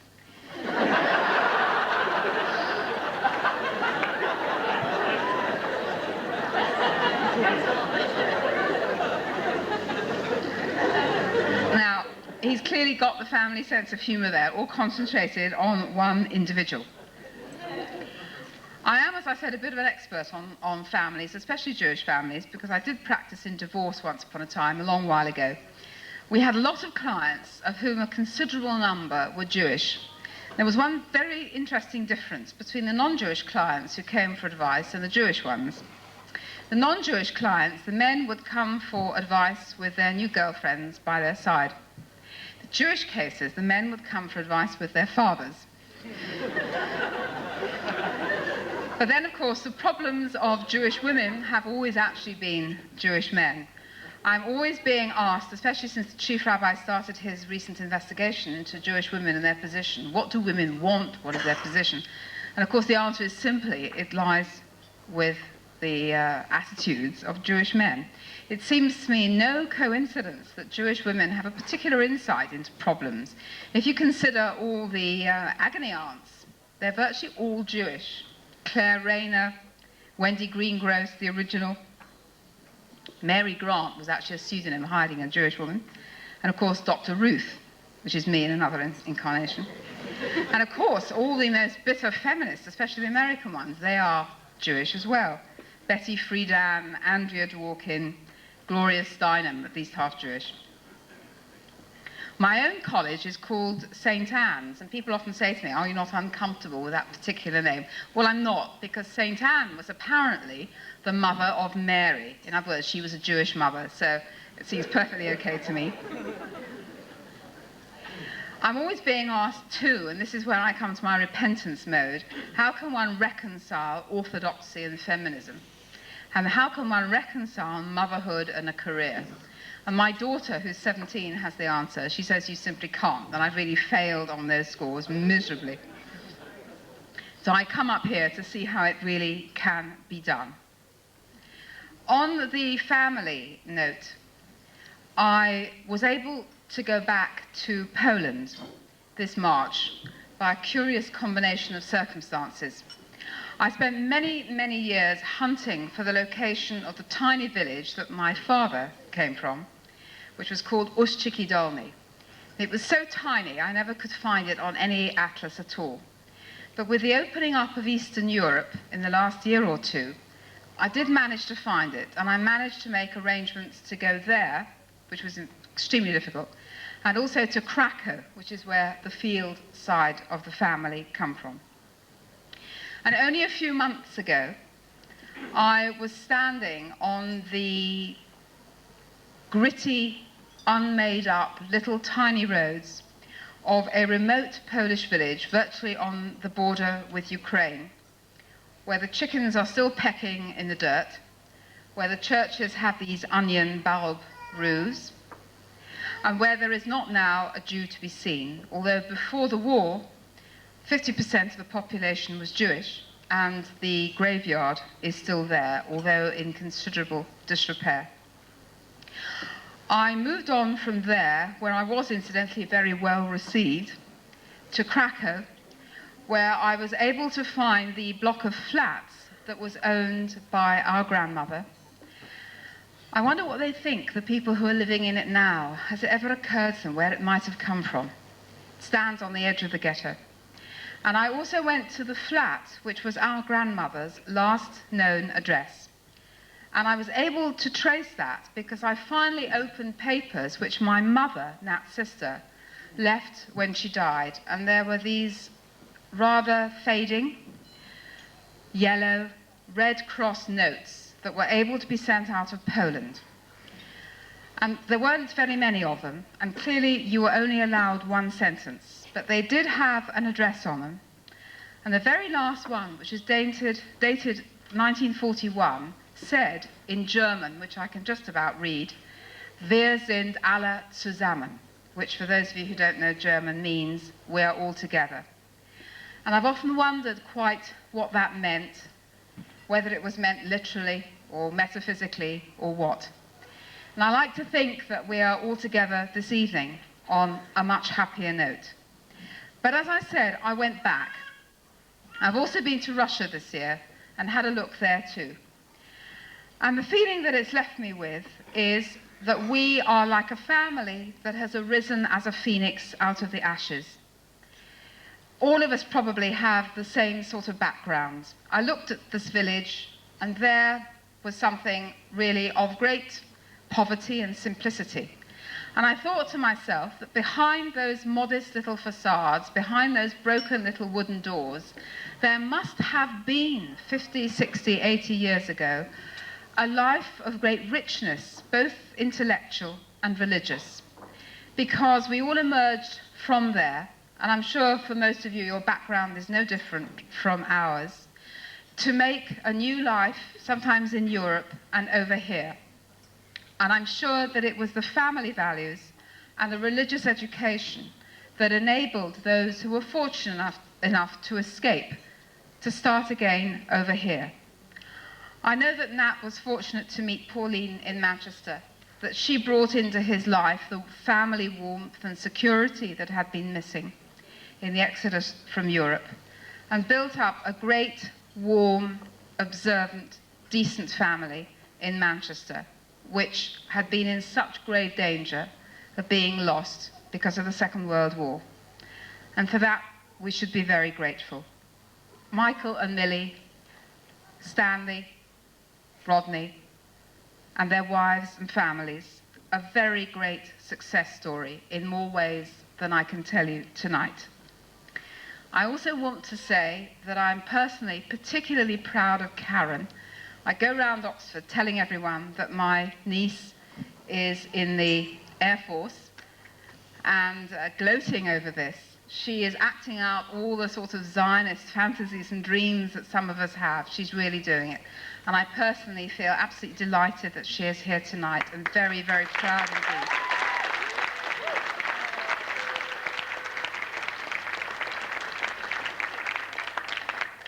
I'm also enormously proud of the work that I know Michael does for Hillel, for students and for Soviet Jewry, that Millie does for Vitso and other charities, and her teaching and her degree. A family truly to be proud of, and one that exemplifies all that is best and gives me hope, having seen Eastern Europe, as I said this year, for the future. So I would like you to please to lift your glasses, and I propose a toast to the family, the Field family. The Field family.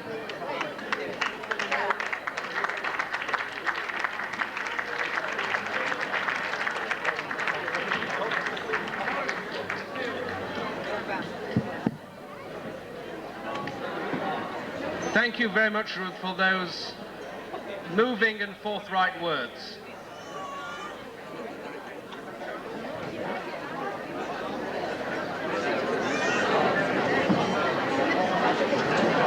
Ladies and gentlemen, ladies and gentlemen,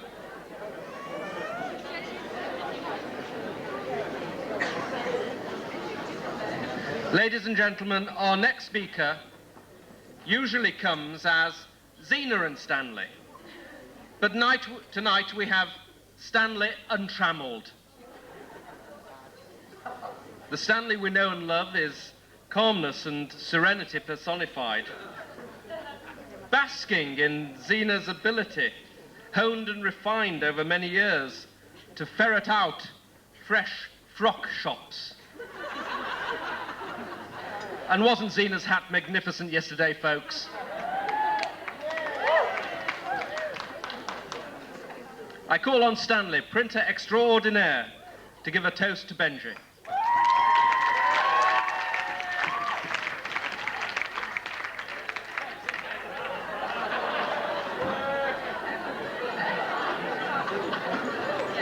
actually Zena and Stanley. And now for something different, from the lowbrow part of the family. Mr. Chairman, Rabbonim, Millie and Michael, Bar Mitzvah, family and friends. Most people will have seen those TV shows which include audience participation, and this is what I propose to do tonight.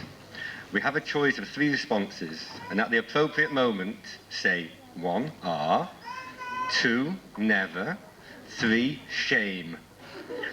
Zena is the official prompter, and we shall begin with an example to try out as follows. Isn't Benji feel handsome tonight? And you respond... it works, amazing. Right, told you it was lowbrow. I never went to Oxford.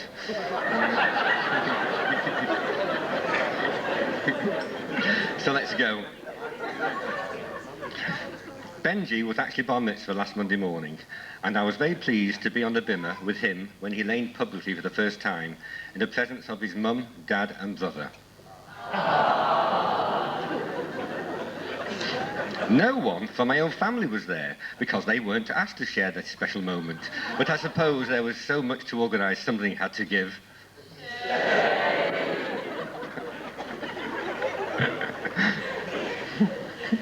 That's funny, this. Being in the bar mitzvah invitation business, we deal with invitations day in, day out, from this city and that town, from north, south, east and west, and even across continents. Our minds at this time are preoccupied with simplest from November to next March, but printing Benji's invitations and accessories stood out from all the others, mainly because they were freebie.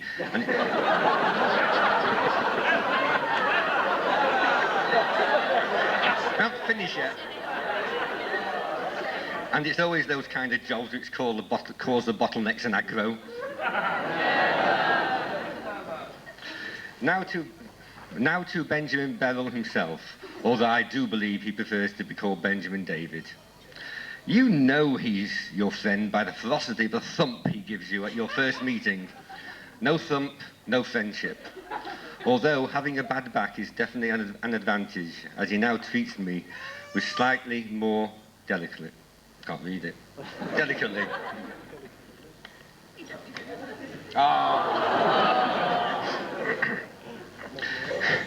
Being the youngest of 3 adorable children,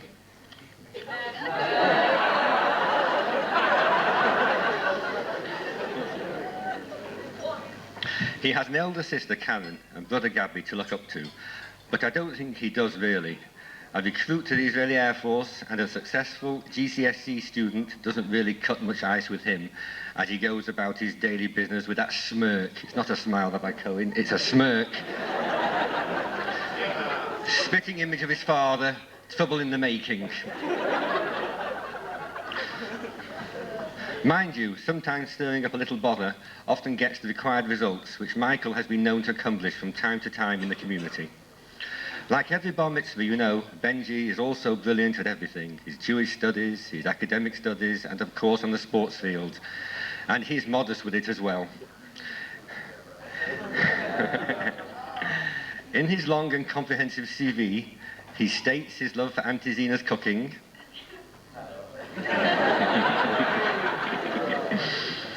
and the joy he receives from annoying his household with his continual verbal onslaught.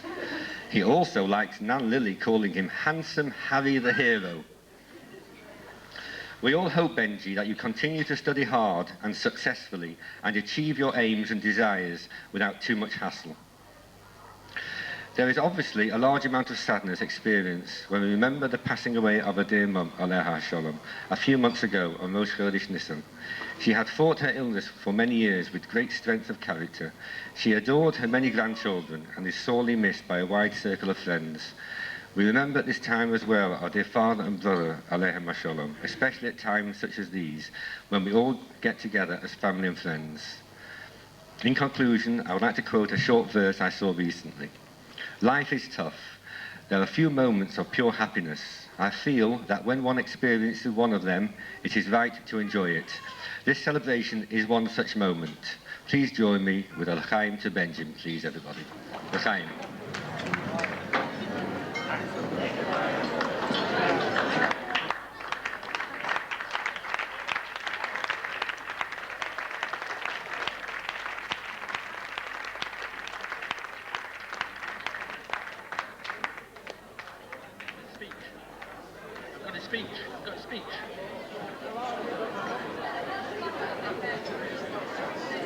Pray silence for the star of the evening, Benji.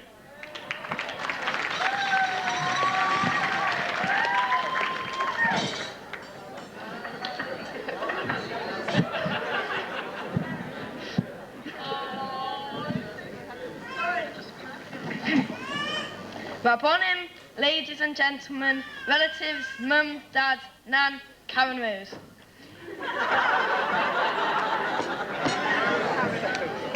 It is not easy being the youngest in our family, and thanking you all for your wonderful presents and kind words is not easy for me to say either. I'm used to snatching, grabbing, pinching and kicking. But today, as well as being a fountain pen, I am a man. My parents have shown great fortitude over the years as my character has developed and I have become a true field.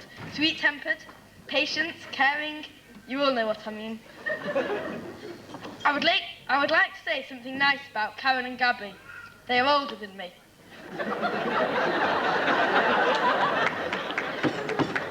But I am proud of my sister, and Gabby never helps me with my homework. I am very sorry that my beloved grandparents, Nat and Pauline, and Eddie, could not be with us, as I know they would have derived great joy from this weekend. I would though like to thank my nan, who is always there when Mum locks me out of the house, who feeds me when I hate the dinner she's made, and who regularly gives me my pocket money, unlike some people I can mention. I would like to thank Martin Mann and Rabbi Cohen for all their hard work on my behalf. I truly appreciate their efforts, and I hope to emulate their teaching. I thought Martin was going to explode on more than one occasion. I would also like to thank both Uncle Stanley and Auntie Zena and Uncle Rodney and Auntie Jackie for printing such beautiful invitations. It's wonderful having such a large family to argue with. A brief glance through my Sedra will show that the following are typical of the topics covered. What a soldier may and may not do with the woman he finds in the city he has captured. The laws regarding a man who dresses up in women's clothing. And adultery. And others, much worse subjects that I, as an innocent bar mitzvah boy, do not understand. Sure. Another subject covered is the punishment that may be given to a child who disobeys his parents. This is another subject I don't understand, as I'd never dream of disobeying my parents. In fact, if you remove the less savoury bits of the Sedra, only one verse remains, which reads as follows. You shall not see your brother's ass or donkey fall under its load and ignore it. You shall surely help your brother lift up the animal.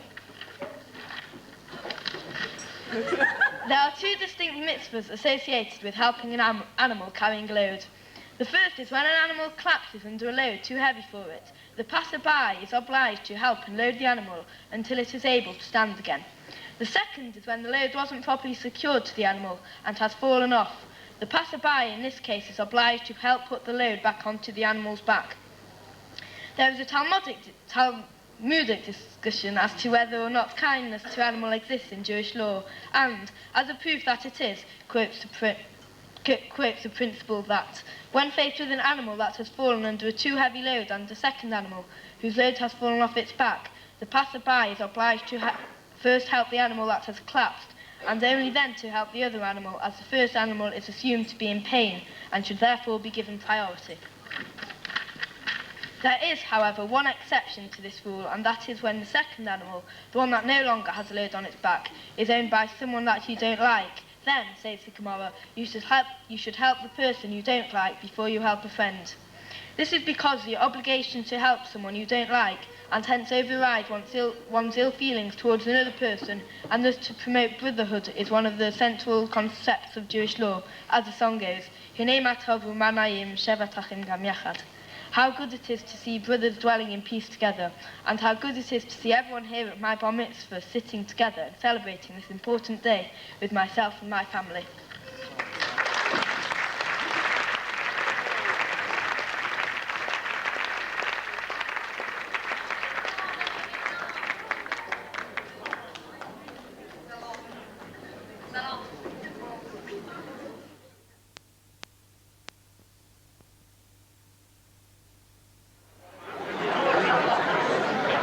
course, we ain't going to get much more, let alone Million Meitel. After our next speaker spoke at our Daniel's Bar Mitzvah 2 years ago, when the subject seemed to be mainly Million Meitel then, you may think it odd that they would ask for more punishment. There's no accounting for masochistic tendencies. Then at Benji Fruman's Bar Mitzvah, I was able to dwell on the development of our next speaker's eccentricities and his ability to deliver invective at high speed, exploiting every nuance and the most esoteric constructions of English grammar. Little did I think he would be able to return the compliment so soon. Goodness knows what is to follow, so here goes, ladies and gentlemen, Stephen Fruman.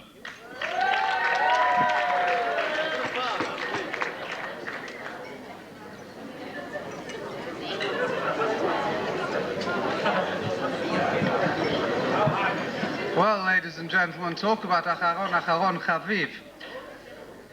Notwithstanding with the chairman's remarks that this is to be a general attack on the guests, which will follow shortly, Field himself asked me to propose a toast to him. No doubt he feels that he needs 3 in an evening. When, ladies and gentlemen, we were last assembled at Gabby's Bar Mitzvah for a field bash, we had 2 Germanys and 1 Yugoslavia. Now we have 1 Germany and 4 Yugoslavias. At that time we had a proper Prime Minister. Now we don't. Instead, we had Mrs. Virginia Major. At that time, William Kintish was a virtual unknown. Now, apart from an odd bar mitzvah mention, he's a complete unknown. At that time, King David's School ran uncontroversial evening classes. Now, jointly with the Torquemada Enterprises 5752 Limited, it runs courses in genealogical investigation. Then, Michael Jackson operated in monochrome. Now he's a sponsor of the Black and White Minstrel Show and is having his biography ghosted by the late Joseph Conrad. It is to be called The Narcissus of the Nigger. At that time, at the inaugural field bash, that's to say his wedding, Michael Lewis spoke, but unfortunately so politely and untruthfully that, like David Gower elsewhere, he has been discarded. Field's explanation for dropping Lewis sounds, in the events that have happened this week in the Test and County Cricket Board, like so much gobbledygooch. Oh, never mind. At that time, Field proved extremely conservative in his choice of speakers. Now he's proved very courageous. Anyone who chooses Davidovsky, now masquerading under the alias of Davis, to create the shambles into which this procession of speakers has been allowed to degenerate, and who then, piling Pelion on Ossa, chooses in Pfeffer, a speaker who, when he gets up, doesn't know what he's going to say, when he's up, doesn't know what he's saying, and when he sits down, like the rest of us, doesn't have a clue about what he said, is asking for trouble. And by the way, have you noticed how Field has captured, in Davis's corpulence and Pfeffer's gap-toothed grin, the essential characteristics of that amorous prawn, Mr. David Mellor? But, ladies and gentlemen, certain things never change.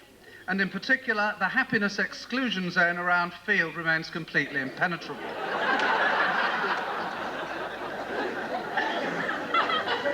About 2 years ago, you may remember that I had occasion to adumbrate the chairman's shortcomings. I thought at the time that I'd covered everything, but tonight's events have proved me horribly wrong. You will have realized by now that as soon as he stood up, the best part of the evening was over. For a fellow who constantly says he's not a speech maker, I don't know why he doesn't let it go at that instead of giving a demonstration. There are those who think that the chairman's duties are or should be confined to introducing the speakers with an exhortation that, however early in the proceedings they're called upon to speak, the hour is, in fact, contrary to all available evidence, late, and that the speakers should therefore limit their remarks, thereby, of course, allowing the chairman more time to talk about himself. There are others whose technique, having accepted the chair, is to denigrate the role by uttering inanities such as, "Keep it short, we're here to enjoy ourselves," a novel concept, you may feel, at a field occasion. This does nothing for the Speaker's confidence, but is the Chairman's ingratiating way of soliciting a professional chairman congratulator to rush forward at the end of what are euphemistically described as the formal part of the proceedings to thank him in the most sycophantic and grovelling way for the excellent manner in which he is alleged to have conducted the proceedings, adding for good measure that it would be remiss, a word much in vogue in Jewish functions these days, it would be remiss of him on behalf of the guests who have not had the opportunity of speaking, etc., etc. On this occasion, however, such congratulations, as I'm sure you realise, would be wholly out of place. So whoever has spent the past month polishing up a spontaneous vote of thanks to the chairman can remain seated at the end of the speeches. Well, you may wonder what this has got to do with the chairman. Well, I think that for the benefit of the assembled horde, the chairman should really introduce those who are present at the family table. This Davis has singularly failed to do. And therefore, before opening the case against Field, I propose to do this. I only want to deal with two of them. First of all, Zena, a sister-in-law of some antiquity, looking reminiscent of the city of Petra, a rose-red city half as old as time. Desperate to say a few words in support of her brother-in-law, but forced into an uncharacteristic and nun-like silence. Bright red hair and dress, looking like a cross between La Passionara and Barbara Castle. A supreme trafficker in gossip. And Stanley, field major, an elder brother, brother-in-law and uncle, worn out. Not regrettably by Zena, but by unceasing skirmishes with G.J. George, the Watling Press, the Abbey Press, and many others. Now, members of the jury, I don't know why my credentials to open the case against Michael and Millie are considered as better than anyone else's. I can only think that it is because there is no one outside his family circle to whom Michael has been more pathologically rude than to me. When this toast was imposed on me, I asked our host for details of the audience I would be addressing, broken down by age and sex. Yes, they are, he replied.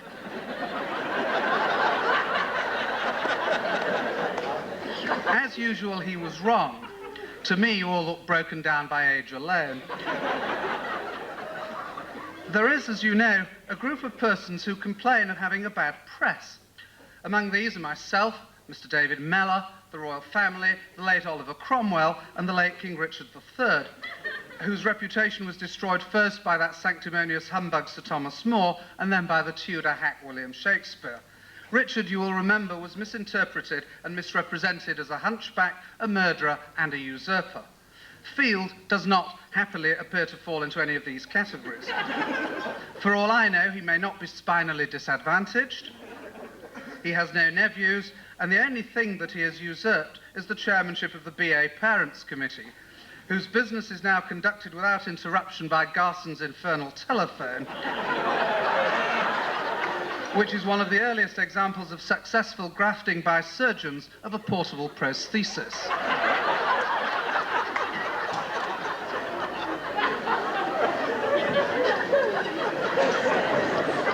Field, on the other hand, as an ornament of the community, has enjoyed a remarkably good press, engineered with care. From the family shop being compared to the House of Commons at his wedding, to his being so eulogised at Gabby's bar mitzvah that we all thought we were listening to his obituary. Indeed, so unrecognisable were some of the qualities attributed to him on that occasion that there was heckling from the audience. You might have thought that you were in the Finchley Synagogue.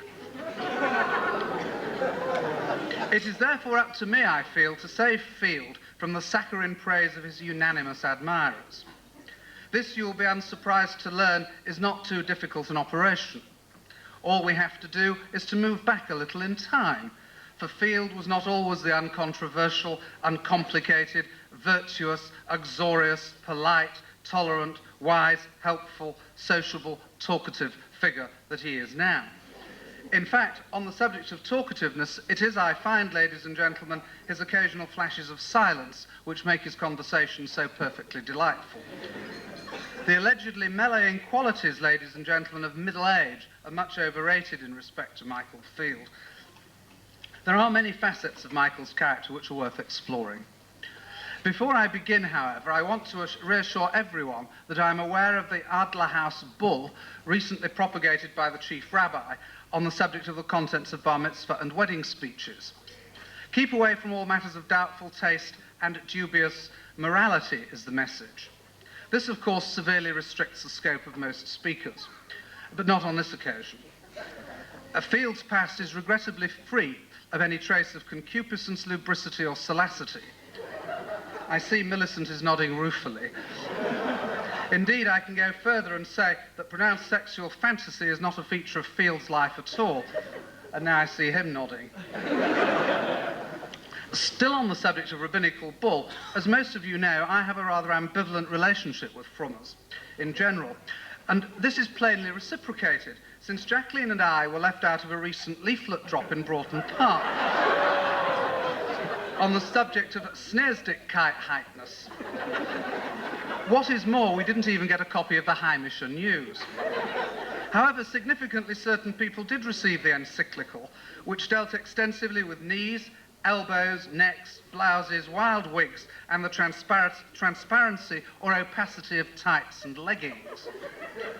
In respectful imitation, therefore, of the Chief Rabbi's award scheme for contributions to the life of our community, I announce this evening the following appointments, limited, of course, to those who received the letter.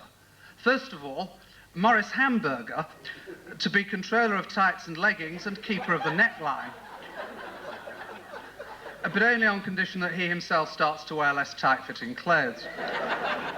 And secondly, Adrian Yehuda Beneficial Man, to be wild wig watcher and elbow examiner extraordinaire.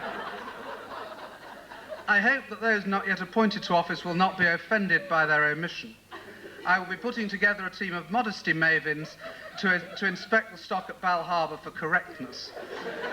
Applications to table 4. Now, reluctantly, back to Field. My mother's family and Michael's family have known each other for a long time. Indeed, my mother and Michael's father went to the same school together in Krakow.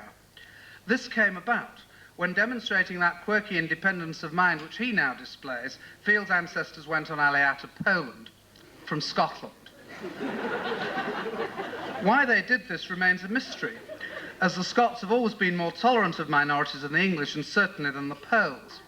In fact, the only recorded example I can find in Scotland of anti-Semitism is that on a Saturday night in Glasgow, as the Scots are being thrown out of the pubs, the Jews are being thrown in.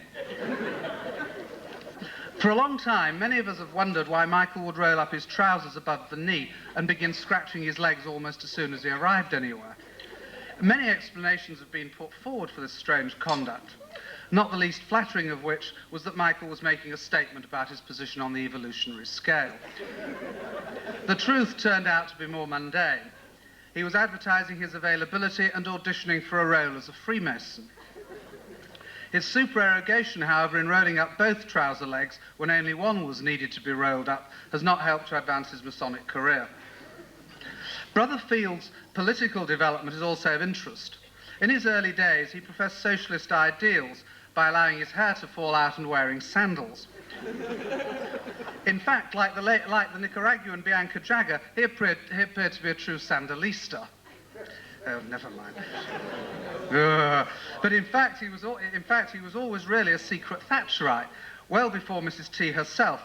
And indeed, his zeal for cutting expenditure exceeded even hers.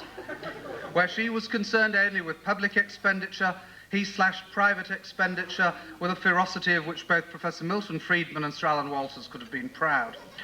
Where she came late to green issues, he was a pioneer of energy conservation and of preserving the world's resources, and not to mention his own, by refusing to allow Millie to put the heating on in any month with an R in it. His reputation for politeness is well illustrated by his response to a 1973 poll, when, with a Russian, a Chinese, and an American, he was asked, "Excuse me, what's your opinion of the oil shortage?" The Chinese answered, "What's oil?" The Russian, "What's an opinion?" The American, "What's a shortage?" And Field, "What's excuse me?" This rudeness and financial rectitude has helped both to control an unruly rabble of students in his capacity as chairman of Hillel House Management Committee, not to mention a wife and family of similar disposition, and also to collect large sums of money for the rebuilding of the BA Bight. So effective has this technique been that he deserves a large measure of credit for the success of these two very important ventures. He's also performed creditably in his chosen profession of actuary, to such an extent that his colleagues have rewarded him with the freedom of the City of London, which entitles him to drive his sheep across London Bridge. And eventually, when the time comes, to be hanged by a silken thread rather than by a rope. Ethical constraints, which did not inhibit Rav Chazan, preclude any further discussion of his professional activities.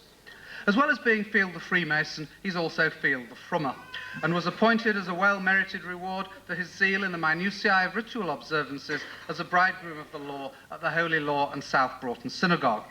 His speech on that occasion was largely a litany of thanks. He thanked the Ladies' Guild for sending food, the executive for sending Rav Chazan, Rav Farrow for sending members of the Cultural Centre prayer group, and then, overcome by so much politeness, he thanked Rav Wachman for sending his solicitors to join him in the celebrations.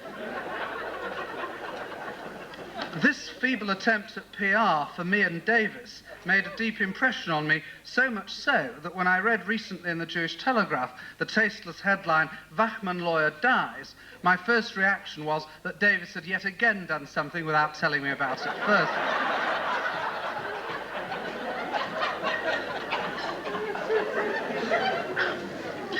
Michael is also the soul of tact and diplomacy, at least outside his immediate circle, and he is especially careful of local sensibilities when he's travelling abroad. Once I was on holiday with him in Austria, when he took his own toilet paper, together with Mike Lewis and Alan Siegel, they're not necessarily in that order, and we were walking around the Prater area of Vienna, when suddenly Field began to shout, "Wo ist der Anschluss?" Fortunately, then as now, the locals were suffering from an advanced form of Alzheimer's disease, which is characterized by extreme collective amnesia, and pretended not to know what he was talking about.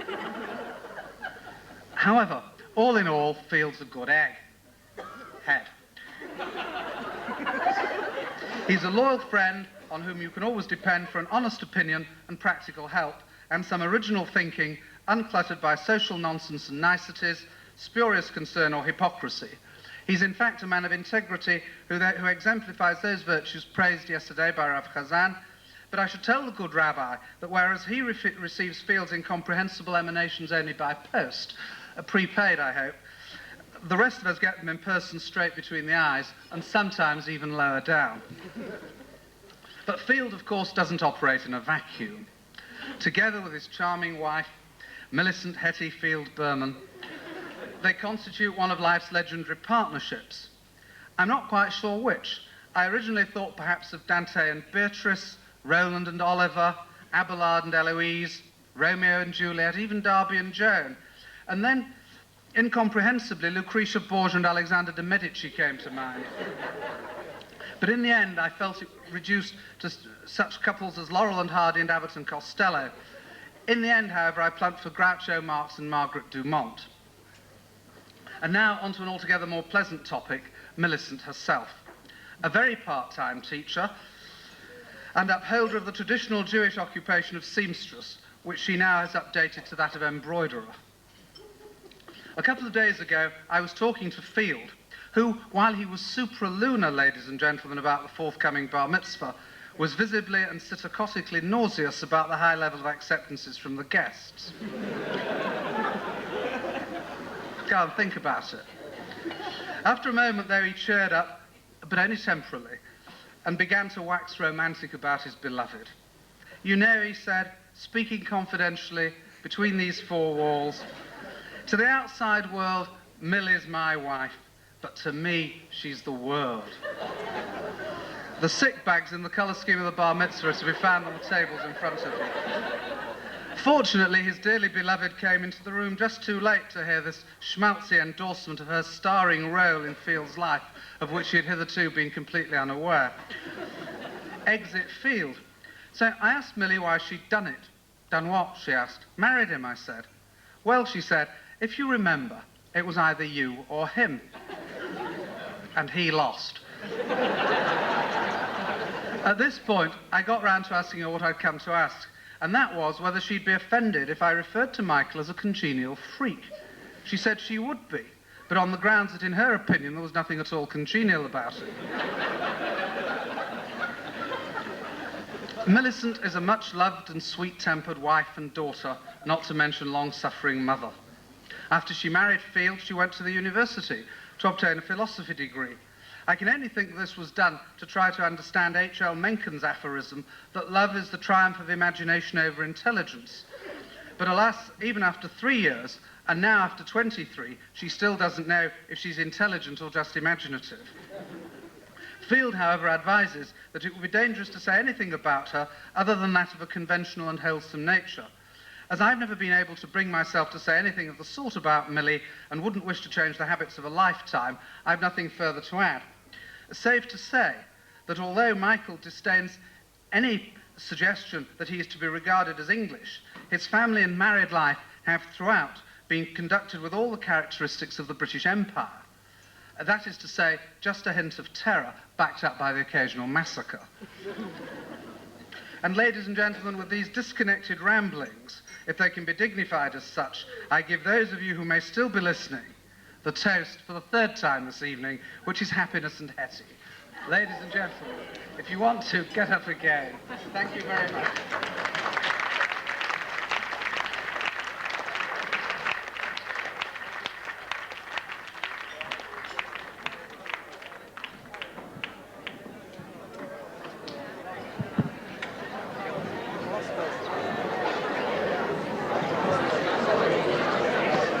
Ladies and gentlemen, and to bring these proceedings to a rousing end,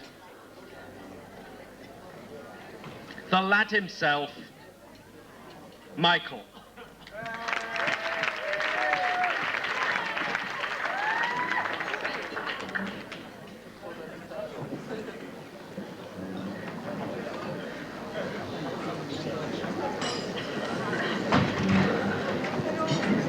Mr. Chairman,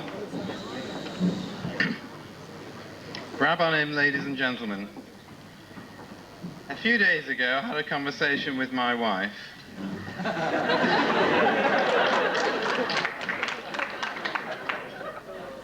And we realized we might have made a major error of judgment in the choice of our friends as speakers.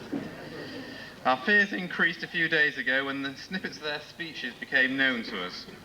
Unfortunately, our fears have proved correct, but no doubt one day we'll be able to reciprocate in kind. Millie and I seem to pick friends who enjoy arguments and causing trouble. And I can't for the life of me see what they have in common with Millicent and myself. We must apologise for the number of speeches we've had this evening, but we were inundated with requests from our friends who wish to take advantage of our good nature and even temper, another outstanding attribute of all the Field families. However, we decided that not all their intentions were 100% honourable, and we politely declined their offers. Since Gabby's bar mitzvah just over 3 years ago, Millie has lost her father, Eddie, and my brothers and I have recently lost our mother. It's on special occasions like this that their absence, and that of our father and brother, seems unfair, as they would have taken great pride in all this weekend's celebrations. Ruth Deitch's moving toast is particularly appreciated, as all our family follow her career with much pleasure. I would like to thank you, our guests, for making this weekend so special and enjoyable. In particular, it gives us great pleasure to see Millie's mother looking so sparkling.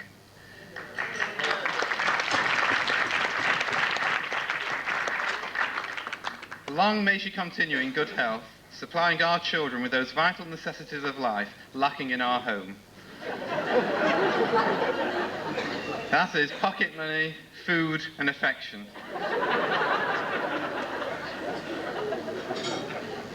I would also like to thank some of our previous speakers for their kind comments, in particular Rabbi Cohen and Rabbi Chazan. Rabbi Cohen has taught both Gabby and Benji for quite a few years, and we are fortunate in having a teacher of his calibre. It is not common for teachers to inspire their pupils, but Rabbi Cohen has the enviable qualities of instilling enthusiasm in our children, and for that we are grateful. You're not there.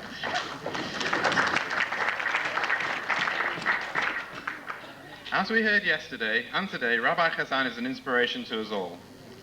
Listening to his Shiurim sermons and his eloquent explanations of our laws is one of the outstanding features of our community today, and we are honoured to have him with us this evening.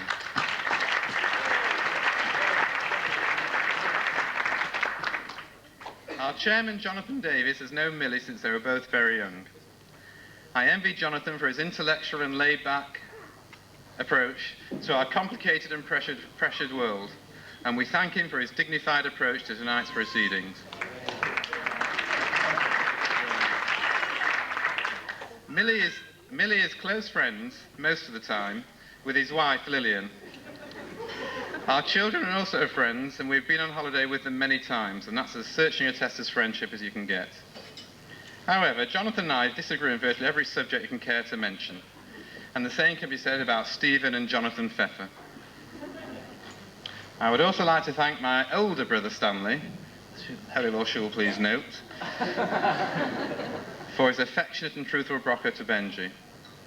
I think our niece Nicola deserves special thanks for the confident manner in which she gave the royal toast. The next part of my speech was supposed to have been subject to the censorship of my family, who have threatened to walk out if I left it in its original form. I'm usually the sort of person who takes the line of least resistance, but I'm also trained to take calculated risks, so here goes. As you all probably know, our daughter Karen made Aliyah last year and is now in the Israel Air Force doing her 2-year military service. Needless to say, we're deeply proud of her achievements. She is a true Israeli, single-minded, obstinate, and has a firm commitment to her beliefs, and dare I say it, perhaps a non-conformist. Sure.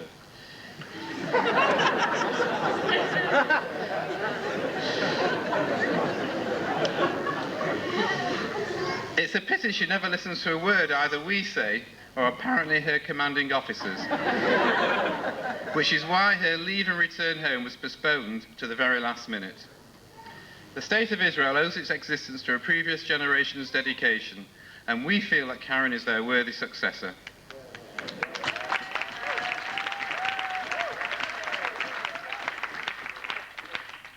It's difficult to say anything nasty about our Gabby, who has just done himself great credit in his GCSE examinations.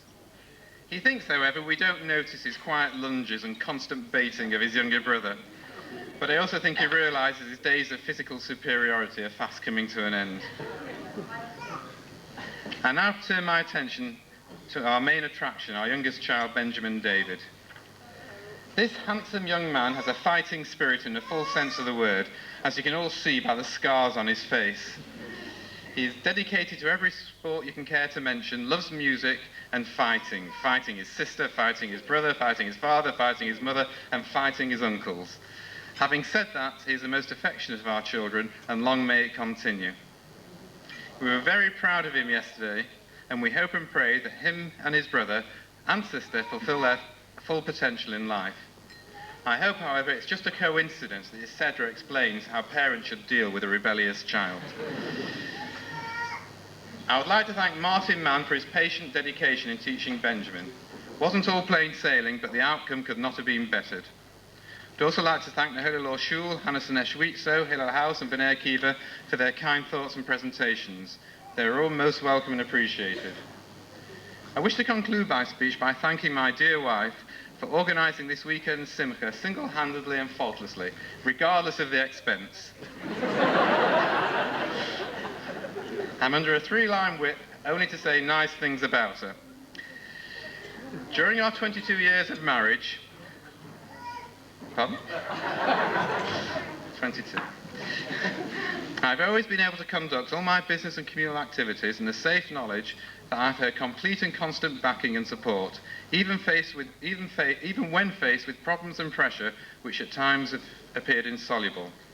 Her ability to keep me on the straight and narrow, both when I'm overconfident or in total depression, results from our deep love and respect for each other, and I hope and pray it continues for many more years.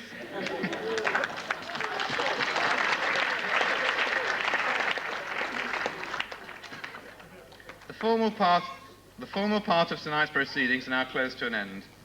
Unfortunately, this is the last field bar mitzvah currently on the agenda. And although we've been planning this weekend for a number of years and enjoyed every minute of it, it's all over in a flash. We look forward to seeing you all at our next family simcha. Unfortunately, its timing is out of our control, but let's hope it happens soon. Thank you.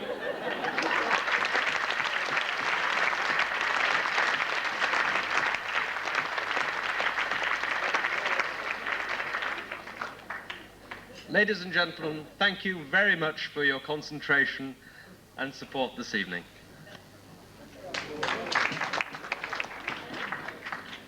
Benching, nearly forgot about that.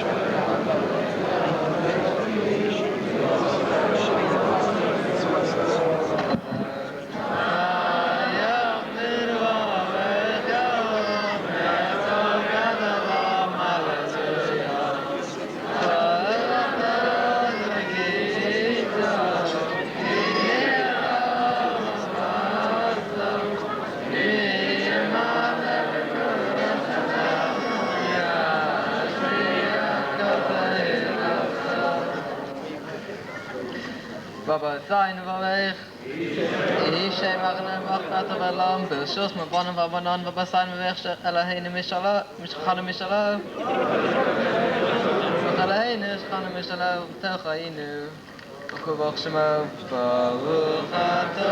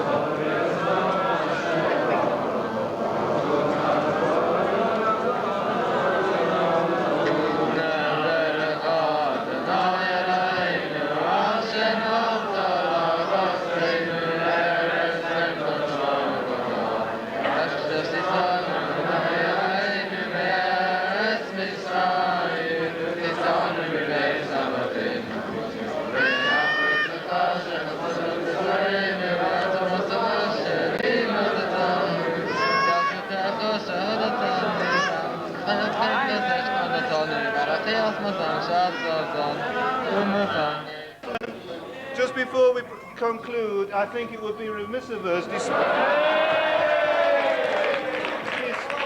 despite what Fruman has said, not to thank our chairman of the evening, Mr. Jonathan Davis, for the wonderful way he has conducted the proceedings.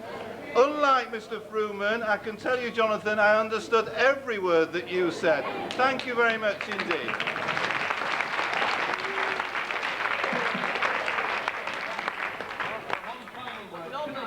I've been asked to announce that there is a minyan for Maru, which will take place, I'm not quite sure where, I think just outside the hall. Thank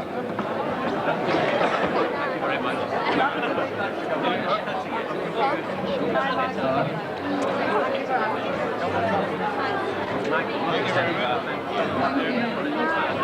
much. Right.